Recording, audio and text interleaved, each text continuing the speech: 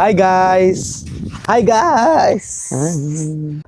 പ്രതിയുണ്ടല്ലേ കാലൊന്നും വയ്യ, നടക്കട്ടെ. കുറച്ച് ദിവസം ജിമ്മിൽ പോയതിൻ്റെ. എത്ര ദിവസമായി തുടങ്ങിയിട്ട്? 2 ദിവസം. നമസ്കാരം സുഹൃത്തുക്കൾ, എല്ലാവർക്കും പുതിയൊരു വീഡിയോയിലേക്ക് സ്വാഗതം. അപ്പോൾ ഇന്ന് എൻ്റെ കൂടെ നിവേദ് ബ്രോ. നമസ്കാരം. എൻ്റെ വീഡിയോയിൽ കുറച്ചായിട്ട് വരുന്നുണ്ടല്ലോ അല്ലേ? ഇപ്പൊ കുറച്ച് എത്രാമത്തെ വട്ടാന്ന് എനിക്ക് തന്നെ അറിയത്തില്ല. ഇനി നേരത്തെ വീഡിയോ നിങ്ങൾ ടൈറ്റിലും തമ്മിലും കണ്ട പോലെ ഫോർഡ് ഫിഗോ 2019 നമ്മൾ ഒരു സെക്കൻഡ് ഹാൻഡ് മാർക്കറ്റിൽ വണ്ടി മേടിക്കാൻ പോകുന്ന സമയത്ത് ഇഷ്ടംപോലെ ഹാച്ച് ബാക്കുകൾ നമുക്ക് അവൈലബിൾ ആണ്. സ്വിഫ്റ്റ് തുടങ്ങി, ബെലനോ തുടങ്ങി, ഈ പറഞ്ഞ ഫിഗോ തുടങ്ങി, അങ്ങനെ കുറെ അധികം വണ്ടികളുണ്ട്. ആൻഡ് ഫോർഡ് ഇന്ത്യയിൽ നിന്ന് പോയത് കൊണ്ട് തന്നെ ഒരു ഡിമാൻഡ് ഉണ്ടോ എന്ന് ചോദിച്ചാൽ ഉണ്ട്, എന്നാൽ ഇല്ലേന്ന് ചോദിച്ചാൽ ഇല്ല. ലൈക്ക് എടുക്കണോ, സർവീസിന്റെ കാര്യത്തിൽ ഒരു കൺഫ്യൂഷൻ ആണ് എപ്പോഴും. വണ്ടി അടിപൊളിയാണെങ്കിലും സ്റ്റിൽ ഓക്കെ. അപ്പോൾ ഈ ഒരു കാര്യങ്ങൾ ഡിസ്കസ് ചെയ്തുകൊണ്ട് 2026 സെക്കൻഡ് ഹാൻഡ് വണ്ടിയായിട്ട് ഈ കാണുന്ന ഫോർഡ് ഫിഗോ എടുക്കുകയാണെങ്കിൽ, അല്ലെങ്കിൽ ഫോർഡ് ഫിഗോ അല്ലെ ഫോർഡിന്റെ ഏത് വണ്ടി എടുക്കുകയാണെങ്കിലും ആസ് എ ഓണർ എന്ന നിലയിൽ ഇപ്പൊ സെക്കൻഡ് ഹാൻഡ് യൂസർ ആണ്, കുറെ അധികം കാര്യങ്ങൾ പഠിച്ചു എടുക്കുന്ന സമയത്ത് എടുത്തു കഴിഞ്ഞ് കുറെ കാര്യങ്ങൾ പഠിച്ചു. ആൻഡ് അതെല്ലാം കൂടെ എക്സ്പ്ലെയിൻ ചെയ്ത് നിങ്ങൾക്ക് ഒരു വണ്ടി എടുക്കുമ്പോൾ ചെയ്യേണ്ട അല്ലെങ്കിൽ അറിയേണ്ട എല്ലാ കാര്യങ്ങളും ഇൻക്ലൂഡ് ചെയ്തിട്ടുള്ള ഒരു കിഡിലൻ യൂസർ റിവ്യൂ വീഡിയോ ആയിരിക്കും ഇത്. അപ്പോൾ എല്ലാവർക്കും പുതിയൊരു വീഡിയോയിലേക്ക് സ്വാഗതം. ഓക്കെ, അപ്പോൾ എങ്ങനെ ഫോർഡിലോട്ട് എത്തി ആൻഡ് എങ്ങനെയായിരുന്നു കാർ എടുക്കുന്നത്, സ്വന്തമായിട്ട് കാർ എടുക്കുന്നത്? അതിന് മുമ്പ് ജസ്റ്റ് ഒന്ന് സെൽഫ് ഇൻട്രോഡക്ഷൻ കൊടുത്തോളൂ. ഓക്കെ ഗൈസ്, ഞാൻ ബെസ്റ്റ് കാർപെക്സ് എന്ന് പറയുന്ന ചാനൽ ഇപ്പോൾ നടത്തിക്കൊണ്ട് പോവാണ്. നടത്തിക്കൊണ്ട് പോവാ മീൻസ് ചെറിയൊരു ചാനലാണ്. ഇപ്പോൾ 1 lakhന് മുകളിൽ സബ്സ്ക്രൈബേഴ്സ് ആയിട്ടുണ്ട്. അതെ, വളരെ വളരെ ചെറുതാണ്. ചാനൽ തുടങ്ങിയിട്ട് ഏകദേശം 2 വർഷം കഴിഞ്ഞപ്പോൾ എടുത്ത വണ്ടിയാണിത്. വണ്ടി എടുത്തിട്ട് ഇപ്പോൾ 2.5 വർഷമായി. 23 ഓഗസ്റ്റിലെടുത്താണ്. ഞാനിപ്പോൾ നിലവിൽ ആക്ച്വലി ബിടെക് ചെയ്തുകൊണ്ടിരിക്കുകയാണ്. ഓൾമോസ്റ്റ് ഫൈനൽ ഇയർ ആയി എന്ന് പറയാം. സോ ഡെയിലി ഡ്രിവൻ കാറാണ്. അതെ, ഡെയിലി 100 കിലോമീറ്റർ ഓടുന്ന വണ്ടിയാണിത്. ഡെയിലി 100 കിലോമീറ്റർ ഓടുന്ന വണ്ടിയാണ്. അതെ, അതുകൊണ്ടാണ് ഡീസൽ കാറിലോട്ട് പോയത്. അതെ, ഫസ്റ്റ് അതൊരു റീസൺ ആണ്. പിന്നെ എനിക്ക് ഡീസൽ വണ്ടി നമുക്ക് ഡെയിലി ഉപയോഗിക്കാൻ മൈലേജ്, അതുപോലെ പിന്നെന്താ ഒരുപാട് ഓടിച്ചാലും അധികം പ്രശ്നങ്ങളൊന്നും വരാതിരിക്കുക എന്നുള്ളൊരു, അതായത് ഒരു ലോങ് ടൈം യൂസ്ഫിലിറ്റി അങ്ങനത്തെ കാര്യങ്ങളൊക്കെ, അതുകൊണ്ടൊക്കെയാണ് ഡീസൽ നോക്കിയത്. ഞാൻ സ്റ്റാർട്ടിങ് തൊട്ട് ഡീസൽ തന്നെയാണ് നോക്കിക്കൊണ്ടിരുന്നത്. 23 ഞാനിപ്പോൾ വണ്ടി നോക്കിയത് ഏകദേശം 5-6 മാസത്തോളം വണ്ടി നോക്കിയിരുന്നു. എൻ്റെ ഓപ്ഷൻസ് ഉണ്ടായിരുന്നു. എനിക്ക് കുറച്ചും കൂടി സ്പോർട്ടി ടൈപ്പ് വണ്ടികളായിരുന്നു ഇഷ്ടം. ഹാച്ച് ബാക്ക് ആണ് നോക്കിയത്. പുൻഡോ നോക്കിയായിരുന്നു. പുൻഡോയും ഫിഗോ ആയിരുന്നു എൻ്റെ മെയിൻ പ്രയോറിറ്റി ലിസ്റ്റിൽ ഉണ്ടായിരുന്നു. ഇത് രണ്ടിനും സർവീസ് ഇല്ല, രണ്ടും കമ്പനിയോട് ഇല്ലാത്ത വണ്ടികളാണ്. അതെ. പക്ഷെ എനിക്കെന്നാലും ഇപ്പോൾ പുൻഡോ ആണെങ്കിൽ അതിൻ്റെ ഒരു ഡ്രൈവിംഗ് ഫീൽ, സ്റ്റിയറിംഗ് ഫീല്, അതായത് നമ്മൾ ഓടിക്കുമ്പോൾ കോർണേഴ്സിലൊക്കെ പോകുന്നൊരു ഗ്രിപ്പ്, അങ്ങനത്തെയൊക്കെ വെച്ചിട്ട് എനിക്ക് പുൻഡോ ഭയങ്കര ഇഷ്ടമായിരുന്നു. അതുപോലെ തന്നെയാണ് ഈ വണ്ടിയും. ഈ വണ്ടിക്ക് സ്റ്റിയറിംഗ് ഫീൽ ഒക്കെ ആയിരുന്നു, പക്ഷെ കുറച്ചും കൂടെ നമുക്ക് പവറിലോട്ടാണ് ഇത് കൂടുതലും ഫോക്കസ് ചെയ്തുകൊണ്ടിരുന്നത്. ഇതിപ്പോൾ വരുന്ന 1.5 TDC ആണ്. ഇത് ഡീസൽ വണ്ടിയാണ്. 2019 ഞാൻ എടുത്ത സമയത്ത് 35,000 കിലോമീറ്റേഴ്സ് ഓടിയ വണ്ടിയായിരുന്നു. ഇപ്പോൾ 72,000 കിലോമീറ്റേഴ്സ് ആയിട്ടുണ്ട്. 2 വർഷത്തിൽ കഴിഞ്ഞൊരു വർഷം കൊണ്ടാണ് 22,000 കിലോമീറ്റർ ഓടിയത്. ഇതിന് എടുത്ത സമയത്ത് ആദ്യം കുറച്ച് സംഭവങ്ങൾ ഉണ്ടായിരുന്നു. അത് 30,000 കിലോമീറ്റർ 4 വർഷത്തിൽ ഓടാന്ന് പറഞ്ഞാൽ ഈ വണ്ടിക്ക് ഒരു പ്രശ്നം എന്താണെന്ന് വെച്ചാൽ, ഓടാതെ ഇങ്ങനെ കുറെ കാലം കിടക്കുകയാണെങ്കിൽ ഇതിനിങ്ങനെ എന്തെങ്കിലുമൊക്കെ ചെറിയ ചെറിയ സംഭവങ്ങൾ ഇങ്ങനെ വന്നോണ്ടിരിക്കും. നമ്മൾ ഡെയിലി എടുത്ത് ഓടിക്കുകയാണെങ്കിൽ പക്ഷെ അതേസമയം പ്രശ്നമൊന്നുമില്ല, ഇങ്ങനെ സ്മൂത്ത് ആയിട്ട്. ഇപ്പൊ അതെ എന്നെ ഒന്ന് ഓടിക്കൂ, മൊത്തം ഇങ്ങനെ ഇട്ടല്ലേ, അതാണ് വണ്ടിയുടെ ഒരു മൂഡ്. ഇപ്പൊ നമ്മള് ഇപ്പൊ കഴിഞ്ഞ 1 വർഷമായിട്ട് 20,000 കിലോമീറ്റർ ഓടിച്ചെങ്കിലും എനിക്ക് ഒരു കുഴപ്പം വരാതെ ഇത്രയും കാലം ഓടിയത് കഴിഞ്ഞ 1 വർഷത്തില്. അതിന് മുന്നേ വണ്ടിക്ക് വേറെ പ്രശ്നങ്ങളുണ്ടായിരുന്നു. ഞാനിങ്ങനെ എവിടാ ബ്രോ, എന്താ പരിപാടി? ഷോറൂമില്ല. നമ്മളെ കയ്യിരിപ്പോണ്ടും പോകുന്നുണ്ട്, അല്ലാതെ പോകുന്നുണ്ട്. എന്തൊക്കെ കംപ്ലൈന്റ് ആണ് ഫോർഡ് എടുത്തതിന് ശേഷം ഇതിനകത്ത് കിട്ടിയത്? ആദ്യത്തെ വർഷം ഞാൻ എടുത്ത സമയത്ത് ഈ വണ്ടി 4 വർഷമായപ്പോഴാണ് ഞാൻ എടുത്തത്. ഓക്കെ, 5 വർഷം ഇതിന്റെ ഓണർ ആൻഡ് എക്സ്റ്റൻഡൽ വാറന്റി എടുത്തിട്ടുണ്ടായിരുന്നു. അതുകൊണ്ട് എനിക്ക് ഒരുപാട് കാശ് ലാഭിക്കാൻ പറ്റി. കാരണം വണ്ടി എടുത്തൊരു 2 മാസം കൊണ്ട് ഇതിന്റെ നമ്മുടെ സ്റ്റിയറിംഗ് ട്രാക്ക് പോയി. സ്റ്റിയറിംഗ് ട്രാക്കിന് പ്രശ്നം ഉണ്ടായിരുന്നു തോന്നുന്നു, പുള്ളി മൈൻഡ് ചെയ്ത് വിട്ടതായിരിക്കണം. അപ്പൊ നമ്മള് കൊടുത്തു, സർവീസ് സെന്ററിൽ കൊടുത്തു, ഫ്രീ ആയിട്ട് തന്നെ അവർ മാറ്റി തന്നു. 16,000 രൂപ എന്തായിരുന്നു സ്റ്റിയറിംഗ് ട്രാക്കിന്റെ കോസ്റ്റ്, ഫ്രീ ആയിട്ട് കിട്ടി. വാറന്റി ഉള്ളതുകൊണ്ട് വാറന്റി പുള്ളി തന്നെ എടുത്ത് വെച്ചാൽ 14,000 രൂപ എന്താണ്ടായിരുന്നു വാറന്റിയുടെ കോസ്റ്റ്, പുള്ളി തന്നെ ചെയ്തു. അത് കഴിഞ്ഞ് തന്നെ ഞാനൊരു 6ാമത്തെ വർഷത്തേക്ക് വാറന്റി എക്സ്റ്റെൻഡ് ചെയ്തു. ഇപ്പോഴും വണ്ടി വാറന്റി ഇല്ല, 7ാമത്തെ വർഷത്തെ വാറന്റി എക്സ്റ്റൻഷനിൽ കിടക്കുന്നു. 8 വർഷം വരെ നമുക്ക് എക്സ്റ്റെൻഡ് ചെയ്യാൻ പറ്റും. 3 വർഷം എക്സ്റ്റെൻഡ് ചെയ്തു. അതെ, ഞാനിപ്പോ 2 വർഷം, ഞാനായിട്ട് 2 വർഷത്തേക്ക് എക്സ്റ്റെൻഡ് ചെയ്തു. ലാസ്റ്റ് ചെയ്തത് എനിക്ക് തോന്നുന്നു 15-14 എന്താണ്ടായിരുന്നു. അതിന് മുന്നേ അതിനകത്ത് തേയാത്ത എല്ലാ സാധനങ്ങളും വരും, എല്ലാ പാർട്സുകളും വരും, തേഞ്ഞു പോകാത്തല്ല, ക്ലച്ച് വരില്ല, സസ്പെൻഷൻ വരില്ല, അങ്ങനെ സാധനമൊന്നും വരില്ല. ഇല്ല, ഇലക്ട്രിക്കൽസ് സാധനം, നമ്മുടെ മീറ്റർ, പിന്നെന്താ, അതെ, പിന്നെ മെക്കാനിക്കൽ ബാക്കി സാധനങ്ങൾ. ഇപ്പോ എഞ്ചിൻ സംബന്ധമായിട്ടുള്ള എന്ത് വന്നാലും മാറ്റി തരും. ടർബോ ആയിക്കോട്ടെ, പിന്നെ അതാണ് വേറെ എൻ്റയർ സാധനങ്ങൾ ഒഴികെ ബാക്കിയെല്ലാം നമുക്ക് മാറ്റി കിട്ടും. അതാണ് വാറന്റിയുടെ സംഭവം. ഞാനിപ്പോൾ 8ാമത്തെ വർഷത്തേക്ക് എക്സ്റ്റെൻഡ് ചെയ്തിട്ടില്ല. 8ാമത്തെ വർഷത്തേക്ക് ഇടയ്ക്ക് വെച്ചൊരു ന്യൂസ് വന്നായിരുന്നു, ഇനിയിപ്പോൾ ഫോർഡ് എക്സ്റ്റൻഷൻ എടുക്കുന്നില്ല. ഈ വർഷം സ്റ്റാർട്ട്, അതായത് 26 തുടങ്ങിയപ്പോൾ മുതൽ ഷോറൂമിൽ നമുക്ക് എക്സ്റ്റെൻഡ് ചെയ്യാൻ പറ്റില്ല എന്ന് പറയുന്നുണ്ടായിരുന്നു. അപ്പോൾ നമ്മൾ ഒരു കാർ വേണം എന്നുള്ളൊരു ആഗ്രഹം നമുക്ക് എല്ലാ ഇപ്പോഴത്തെ പിള്ളേർക്ക് എല്ലാം ബൈക്കിനെക്കാട്ടി കൂടുതലും കാറിനോടാണെന്നാണ് എൻ്റെ ഒരു പേഴ്സണൽ ഇത് ഞാൻ അന്വേഷിച്ചിടത്തോളം വെച്ചിട്ട്. അപ്പോൾ കാർ ഒരു സെക്കൻഡ് ഹാൻഡ് കാർ നല്ലൊരു ഓപ്ഷനാണ്. കാരണം നമുക്ക് ഒരു ഹാച്ച് ബാക്ക് സെക്കൻഡ് ഹാൻഡ് നല്ല ഡീലിൽ കിട്ടുക എന്ന് പറഞ്ഞ സ്വർഗ്ഗമാണ്. ബൈക്ക് മേടിക്കുന്ന പൈസ ഒരു 650cc മുകളിലോട്ടുള്ള ബൈക്ക് മേടിക്കുന്ന പൈസയൊക്കെ ആകത്തുള്ളൂ അല്ലേ.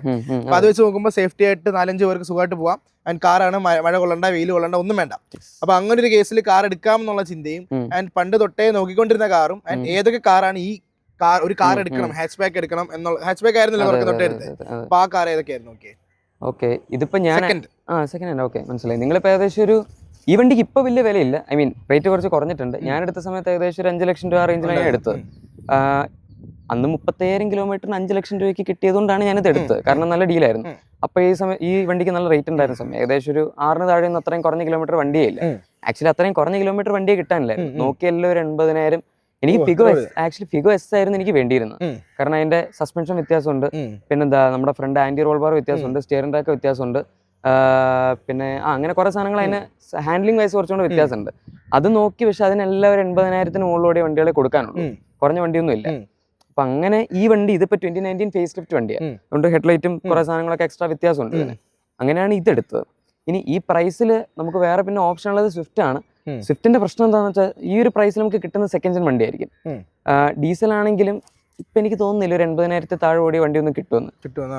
അത്യാവശ്യം നല്ല ഓട്ടോ ഉള്ള വണ്ടികളായിരിക്കും നമുക്ക് കിട്ടുന്നത്. കിട്ടുകയാണെങ്കിലും ഡീസൽ വണ്ടി ആയതുകൊണ്ട് കുറച്ചധികം ഓടിക്കഴിഞ്ഞാൽ നമുക്കിപ്പോൾ അതിന്റെ ടൈമിംഗ് ചെയിൻ ആണെന്ന് തോന്നുന്നു, ടൈമിംഗ് ബെൽറ്റ് ആണ് ചെയിൻ ആണെന്ന് എനിക്ക് ഓർമ്മയില്ല, 1.3 DDIs. അപ്പോൾ അതിന്റെ റീപ്ലേസ്മെന്റ് ഒക്കെ ഏകദേശം ഒരു 1 റേഞ്ചിലൊക്കെയാണ് വരുന്നത്. അപ്പോൾ അത് റീപ്ലേസ്മെന്റ് വേണ്ടി വരും. പിന്നെ എന്താ ക്ലച്ചൊക്കെ മിക്കവാറും മാറ്റിയിട്ടില്ലെങ്കിൽ മാറ്റാനുള്ള ഒരു അവസ്ഥയായിട്ടുണ്ടാവും.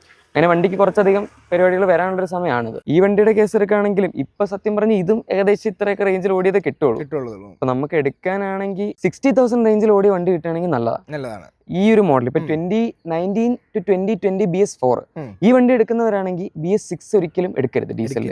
കാരണം BS6 കുറെ പ്രശ്നങ്ങൾ ഉണ്ടായിരുന്നു. ഫോർഡിന്റെ ഈ എഞ്ചിൻ വെച്ചിട്ട് വന്നിട്ടുള്ള നമ്മുടെ BS6 വണ്ടികൾക്കെല്ലാം DPF ഇഷ്യൂ ഇഷ്ടം പോലെ വന്നിട്ടുണ്ട്. സ്ഥിരമായിട്ട് പ്രശ്നങ്ങൾ വന്നുകൊണ്ടിരുന്ന എഞ്ചിനായിരുന്നത്. എല്ലാത്തിനും ഉണ്ടായിരുന്നു, കമ്പാരിറ്റീവ്ലി ഇതിന് കുറച്ച് കൂടുതലായിരുന്നു. ഇപ്പൊ എൻ്റെ അടുത്തൊരു ഓണർ സംസാരിച്ചനുസരിച്ച് BS6 വണ്ടിക്ക് പുള്ളി എടുത്ത സമയത്ത് കുഴപ്പമില്ല, അത് കഴിഞ്ഞ് ഇതിനൊരു അപ്ഡേറ്റ് വന്നു. ഇടയ്ക്ക് അപ്ഡേറ്റ് വന്ന് പുള്ളി അപ്ഡേറ്റ് ചെയ്തപ്പോൾ വണ്ടിയുടെ മൈലേജ് പോയി, വണ്ടിയുടെ പവർ പോയി, എല്ലാം കംപ്ലീറ്റ് പോയി. അതെ അപ്ഡേറ്റ് ചെയ്തപ്പോൾ കംപ്ലീറ്റ് പോയി, എല്ലാം അടിച്ചു പോയി. അങ്ങനെ അത് പുള്ളി എന്നോട് പറഞ്ഞു. അപ്പൊ നിങ്ങൾ BS6 മാക്സിമം ഒഴിവാക്കി BS4 തന്നെ എടുക്കാൻ നോക്കുന്നതാണ് നല്ലത്. പക്ഷേ BS4 പോകുമ്പോൾ കിലോമീറ്റർ കുറഞ്ഞ വണ്ടി കിട്ടാൻ പാടില്ല. അതെ, കിട്ടുകയാണെങ്കിൽ നല്ലതാണ്. ഇനി കിട്ടുകയാണെങ്കിൽ അതിനിപ്പോ ഞാൻ ഈ പറഞ്ഞ പോലെ നമുക്ക് മറ്റേ പാർട്സ് പോകുന്ന പ്രശ്നം, പിന്നെ ഇതിന് നോർമലായിട്ട് വരുന്ന വേറൊരു പ്രശ്നമുണ്ട്, AC-യുടെ കൈനമാറ്റിക് ഗിയർ. നമ്മളിപ്പോൾ വണ്ടി സ്റ്റാർട്ട് ചെയ്യുന്ന സമയത്ത് കർ ഒരു 3 സൗണ്ട് വരും. അത് AC-യുടെ മറ്റേ മോഡ് മാറുന്നത് തന്നെ, ഒന്ന് താഴത്തോട്ട് വന്നിട്ട് മുകളിലോട്ട് വന്നിട്ട് അങ്ങനെ ആ പ്രശ്നമുണ്ട്. പിന്നെ കിട്ടിയപ്പോട്ടുണ്ടായിരുന്നു. അത് ഞാൻ ചോദിച്ചപ്പോൾ അവർ പറഞ്ഞു മാറ്റിയില്ല പിന്നെ വരും. 1-2 മാസം കൊണ്ട് മിക്കവാറും വരും. അത് ഇതിന് നോർമലി ഉള്ളൊരു പ്രശ്നമാണ്. അതെ. പിന്നെ ഈ വണ്ടിക്ക് നോർമലി വരുന്ന പ്രശ്നം നമ്മുടെ AC-യുടെ വെള്ളം ഇല്ലേ, AC-യുടെ വെള്ളം താഴത്തോട്ട് പോകുന്ന ഒരു പൈപ്പ്, സാധാരണ വണ്ടികൾക്ക് പൈപ്പാണ് വരുന്നത്, ഇതിനൊരു മറ്റേ ഒരു പാഡാണ് വരുന്നത്. ആ പാഡ് പൊട്ടും.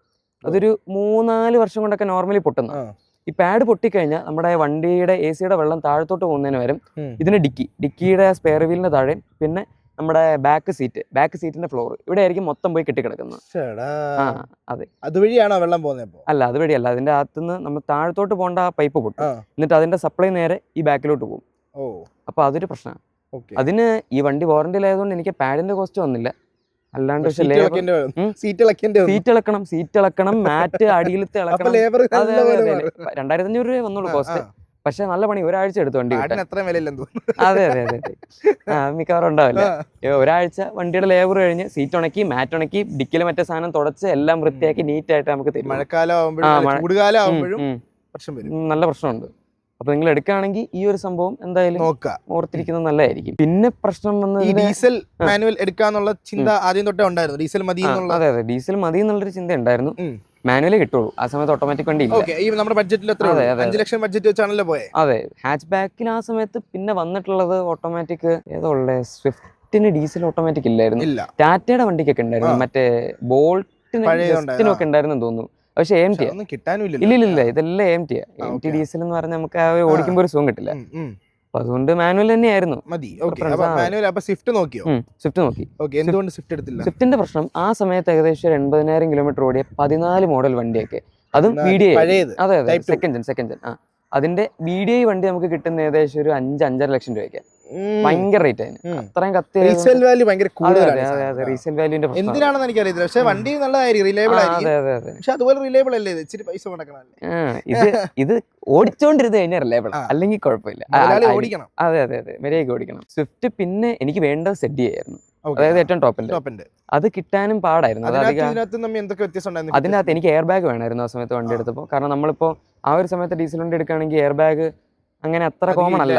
അത് ഇച്ചിരി ടോപ്പ് ആൻഡ് റോട്ട് പോയാലേ കിട്ടുള്ളൂ. ഈ വണ്ടിയിലാണെങ്കിൽ ബേസ് മോഡൽ മുതൽ എയർ ബാഗ് ഉണ്ട്. 2 എയർ ബാഗ് സ്റ്റാൻഡേർഡ് അതിന്റെ അകത്ത്. 2015 മുതൽ നിങ്ങൾ ഏത് വണ്ടി എടുത്താലും 2 എയർ ബാഗ് അതിന്റെ അകത്ത് ഉണ്ടാവും. ABS EBD എല്ലാ സാധനവും. 2015 തൊട്ട് ഇതിനകത്ത് 6 എയർ ബാഗ് ഉണ്ട് ടോപ്പ് എൻഡിൽ. ഈ വണ്ടിയിലില്ല, ഇത് ടൈറ്റാനിയം, സെക്കൻഡ് ടോപ്പ് എൻഡിൽ ആ സമയം തൊട്ട്, അത് വണ്ടി ഇറങ്ങിയ സമയം തൊട്ട് തന്നെ 6 എയർ ബാഗ് ഉണ്ട്. നിങ്ങൾക്ക് ആ സമയത്ത് ടൈറ്റാനിയം പ്ലസ് ഒക്കെ കിട്ടുകയാണെങ്കിൽ 6 എയർ ബാഗ്സ് കിട്ടും. അത് ഈ ആ സമയത്ത് ഇതിന്റെ ഒരു സേഫ്റ്റി ഇതായിരുന്നു, വേറൊരു വണ്ടിയിലും ഇല്ല. അപ്പൊ സ്വിഫ്റ്റ് നോക്കി, പിന്നെ വേറെ ഏതൊക്കെ വണ്ടി നോക്കി? പിന്നെ ഞാൻ പറഞ്ഞാൽ പുൻഡോ നോക്കി. പുൻഡോ എനിക്ക് നല്ല പ്രൈസിൽ കിട്ടിയില്ല. പ്രൈസിലല്ല, അതായത് എല്ലാം നല്ല ഓടിയ വണ്ടിയായിരുന്നു. എനിക്ക് ഒന്നാമത്തെ കാര്യം ഡെയിലി 100 കിലോമീറ്റർ റണ്ണിങ് വരുന്നുണ്ട്. അധികം ഓടിയ വണ്ടി വേണ്ട. ഒരു 50,000. അതെ 50,000 താഴെ ഓടിയ വണ്ടിയൊക്കെയാണ് ഞാൻ നോക്കിക്കൊണ്ടിരുന്നത്. മറ്റതെല്ലാം നല്ല ഓടിയ വണ്ടിയാണ്. അപ്പൊ അതൊക്കെയാണ് സത്യം പറഞ്ഞ ഈ വണ്ടി എടുക്കാനുള്ള ഒരു മെയിൻ റീസൺ തന്നെ അതാ. കോട്ടം കുറഞ്ഞൊരു അത്യാവശ്യം നല്ല പ്രൈസിൽ വണ്ടി കിട്ടുക എന്നുള്ളത്. പിന്നെ ഇതിന്റെ അകത്ത് ആവശ്യമുള്ള എല്ലാ ഫീച്ചേഴ്സും ഉണ്ട്. അതായത് നമുക്ക് ഒരു 7 ഇഞ്ചിന്റെ സ്ക്രീൻ ഉണ്ട്, വലിയ കാര്യമൊന്നുമില്ല. മറ്റേ ആൻഡ്രോയിഡ് ഓട്ടോ ആപ്പിൾ കാർപ്ലേ ഒന്നുമില്ല. ആ സമയത്ത് ഉണ്ടായിരുന്ന ആസ്പയർ ഫ്രീ സ്റ്റൈൽ ഇതിന്റെ അകത്തൊക്കെ സിങ്ക് ആയിരുന്നു. ഇതിനകത്ത് ഫ്ലൈ ഓഡിയോയുടെ സിസ്റ്റം ആയിരുന്നു, സിങ്ക് 3 ആയിരുന്നു അതിന്റെ അകത്ത്. അപ്പൊ അതെടുക്കായിരുന്നു. നമുക്ക് wired Android auto apple CarPlay ഉണ്ട്, ഇതിലതില്ല. പക്ഷെ പുഷ് ബട്ടൺ ഉണ്ട്, ഓട്ടോ AC ഉണ്ട്, പിന്നെ ഡ്രൈവർ സൈഡിൽ ഓട്ടോ അപ്പ് ഡൗൺ ഉണ്ട്. അങ്ങനെ അതായത് നമുക്ക് നോർമലി വേണ്ട എല്ലാ ഫീച്ചേഴ്സ് ഇതിന്റെ അകത്തുണ്ട്. അപ്പൊ പിന്നെ അതിലും പ്രശ്നമില്ല. പിന്നെ ഇതിന്റെ അകത്ത് ആൾക്കാർ റെട്രോഫിറ്റ് ചെയ്ത് ക്രൂസ് കൺട്രോൾ ഒക്കെ ചെയ്യാറുണ്ട്. ക്രൂസ് കൺട്രോളിന്റെ സംഭവം ഉണ്ട് ഇതിന്റെ അകത്ത്, നമുക്ക് വേണമെങ്കിൽ ചെയ്യാൻ പറ്റും. അതുപോലെ ഇതിന്റെ അതെ എന്ത് വേണമെങ്കിലും ചെയ്യാം. അങ്ങനെ ചെയ്യാൻ പറ്റും. ആക്ച്വലി ഇതിനകത്ത് ചെയ്യാനാണെങ്കിൽ ഒരുപാട് കാര്യങ്ങൾ ചെയ്യാം. ഞാനിപ്പോ ഇതിനു വേണ്ടി മറ്റേ ലാറ്റിൻ അമേരിക്കൻ ഫിഗോ ഉണ്ട്, ലാറ്റിൻ അമേരിക്കൻ ഫോർഡ് കാ പ്ലസ് എന്ന് പറയുന്നത്, കായും കാ പ്ലസും.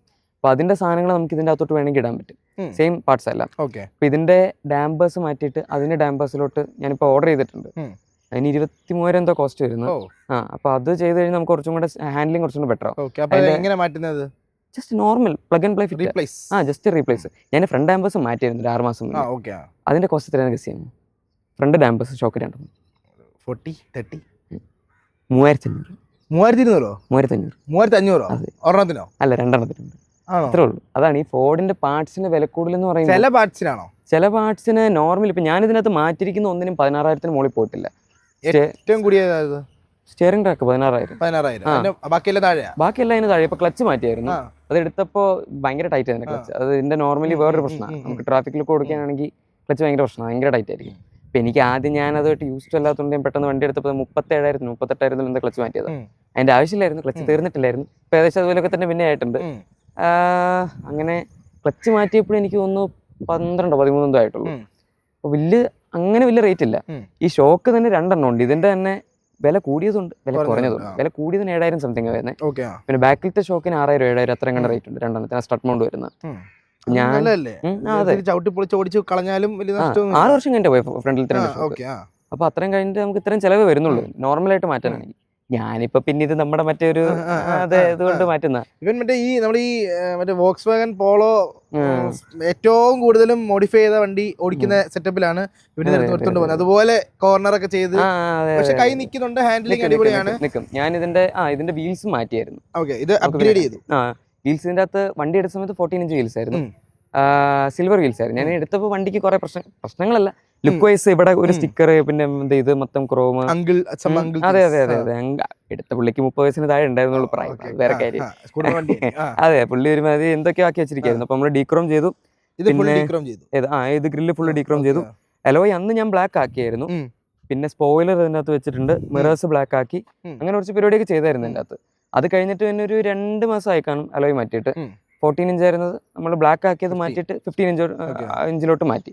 ഫ്രീ സ്റ്റൈലിന്റെ വീൽസ് ഇപ്പൊ കിടക്കുന്നത് നമുക്ക് കാണിക്കാം. പിന്നെ ഇതിന്റെ അലോയുടെ കോസ്റ്റ് എത്രയാണ് ഫിക്സ് ചെയ്യാൻ? 4 ഒരു 30,000. 15 4 കൂടെ. അതെ. ഓ, അതങ്ങനെയാ. ഇതിന്റെ പുതിയത് ഫാക്ടറി അതിന്റെ സ്റ്റിക്കർ ഉണ്ട് ഇതിന്റെ അകത്ത്, അത്രേ ഉള്ളൂ. അതാണ്. അപ്പൊ സുസുക്കി ഇതിനെക്കാട്ടി കൂടുതലല്ലേ? ചില പാർട്സ് ഇതിനൊക്കെ വില കൂടുതലാണ്. ഇതിന്റെ എയർ ഫിൽറ്ററിന് എത്രയാ 450 രൂപ കണ്ടു. കമ്പനി ഇവിടെ ഇല്ലാത്തതുകൊണ്ട് GST അടിക്കാൻ പറ്റത്തുള്ളൂ. പറയാൻ പറ്റില്ല, കമ്പനി പോയതുകൊണ്ട് എനിക്ക് തോന്നുന്നു എല്ലാത്തിന്റെ റേറ്റും കുറച്ചത്. അങ്ങനെയല്ല, നോർമൽ റേറ്റ് കമ്പനി ഇല്ലാത്തതുകൊണ്ട് GST കാണുന്നില്ല. അപ്പൊ അതിങ്ങനെ അത്രയും കുറയുന്നത് 15,000 രൂപ 4 അലോയോ. അതെ 15 ഇഞ്ച്. അതെ അതെ അതെ, അതാണ് ഉമ്മാരുടെ ഒരു പുതിയ പഞ്ച് പോയി ഗൈസ്. എന്നിട്ട് അതെ. അപ്പൊ സർവീസ് കോസ്റ്റ്, ഇപ്പൊ നോർമൽ സർവീസ് കോസ്റ്റ് ആണെങ്കിൽ അധികം ഇല്ല. അപ്പൊ നമുക്കൊരു റെഗുലർ സർവീസ് ആണെങ്കിൽ 6,000-7,000 അത്രയൊക്കെ വരുള്ളൂ. 10,000 കിലോമീറ്റർ അല്ലെങ്കിൽ ഒരു വർഷം. എന്റെ 10,000 കിലോമീറ്റർ ആദ്യമാവും, അപ്പൊ അത് ചെയ്യും. ഞാൻ പിന്നെ ഇടയ്ക്ക് ഇങ്ങനെ എന്തെങ്കിലുമൊക്കെ മാറ്റാൻ ഇങ്ങനെ ചെറിയ വരും.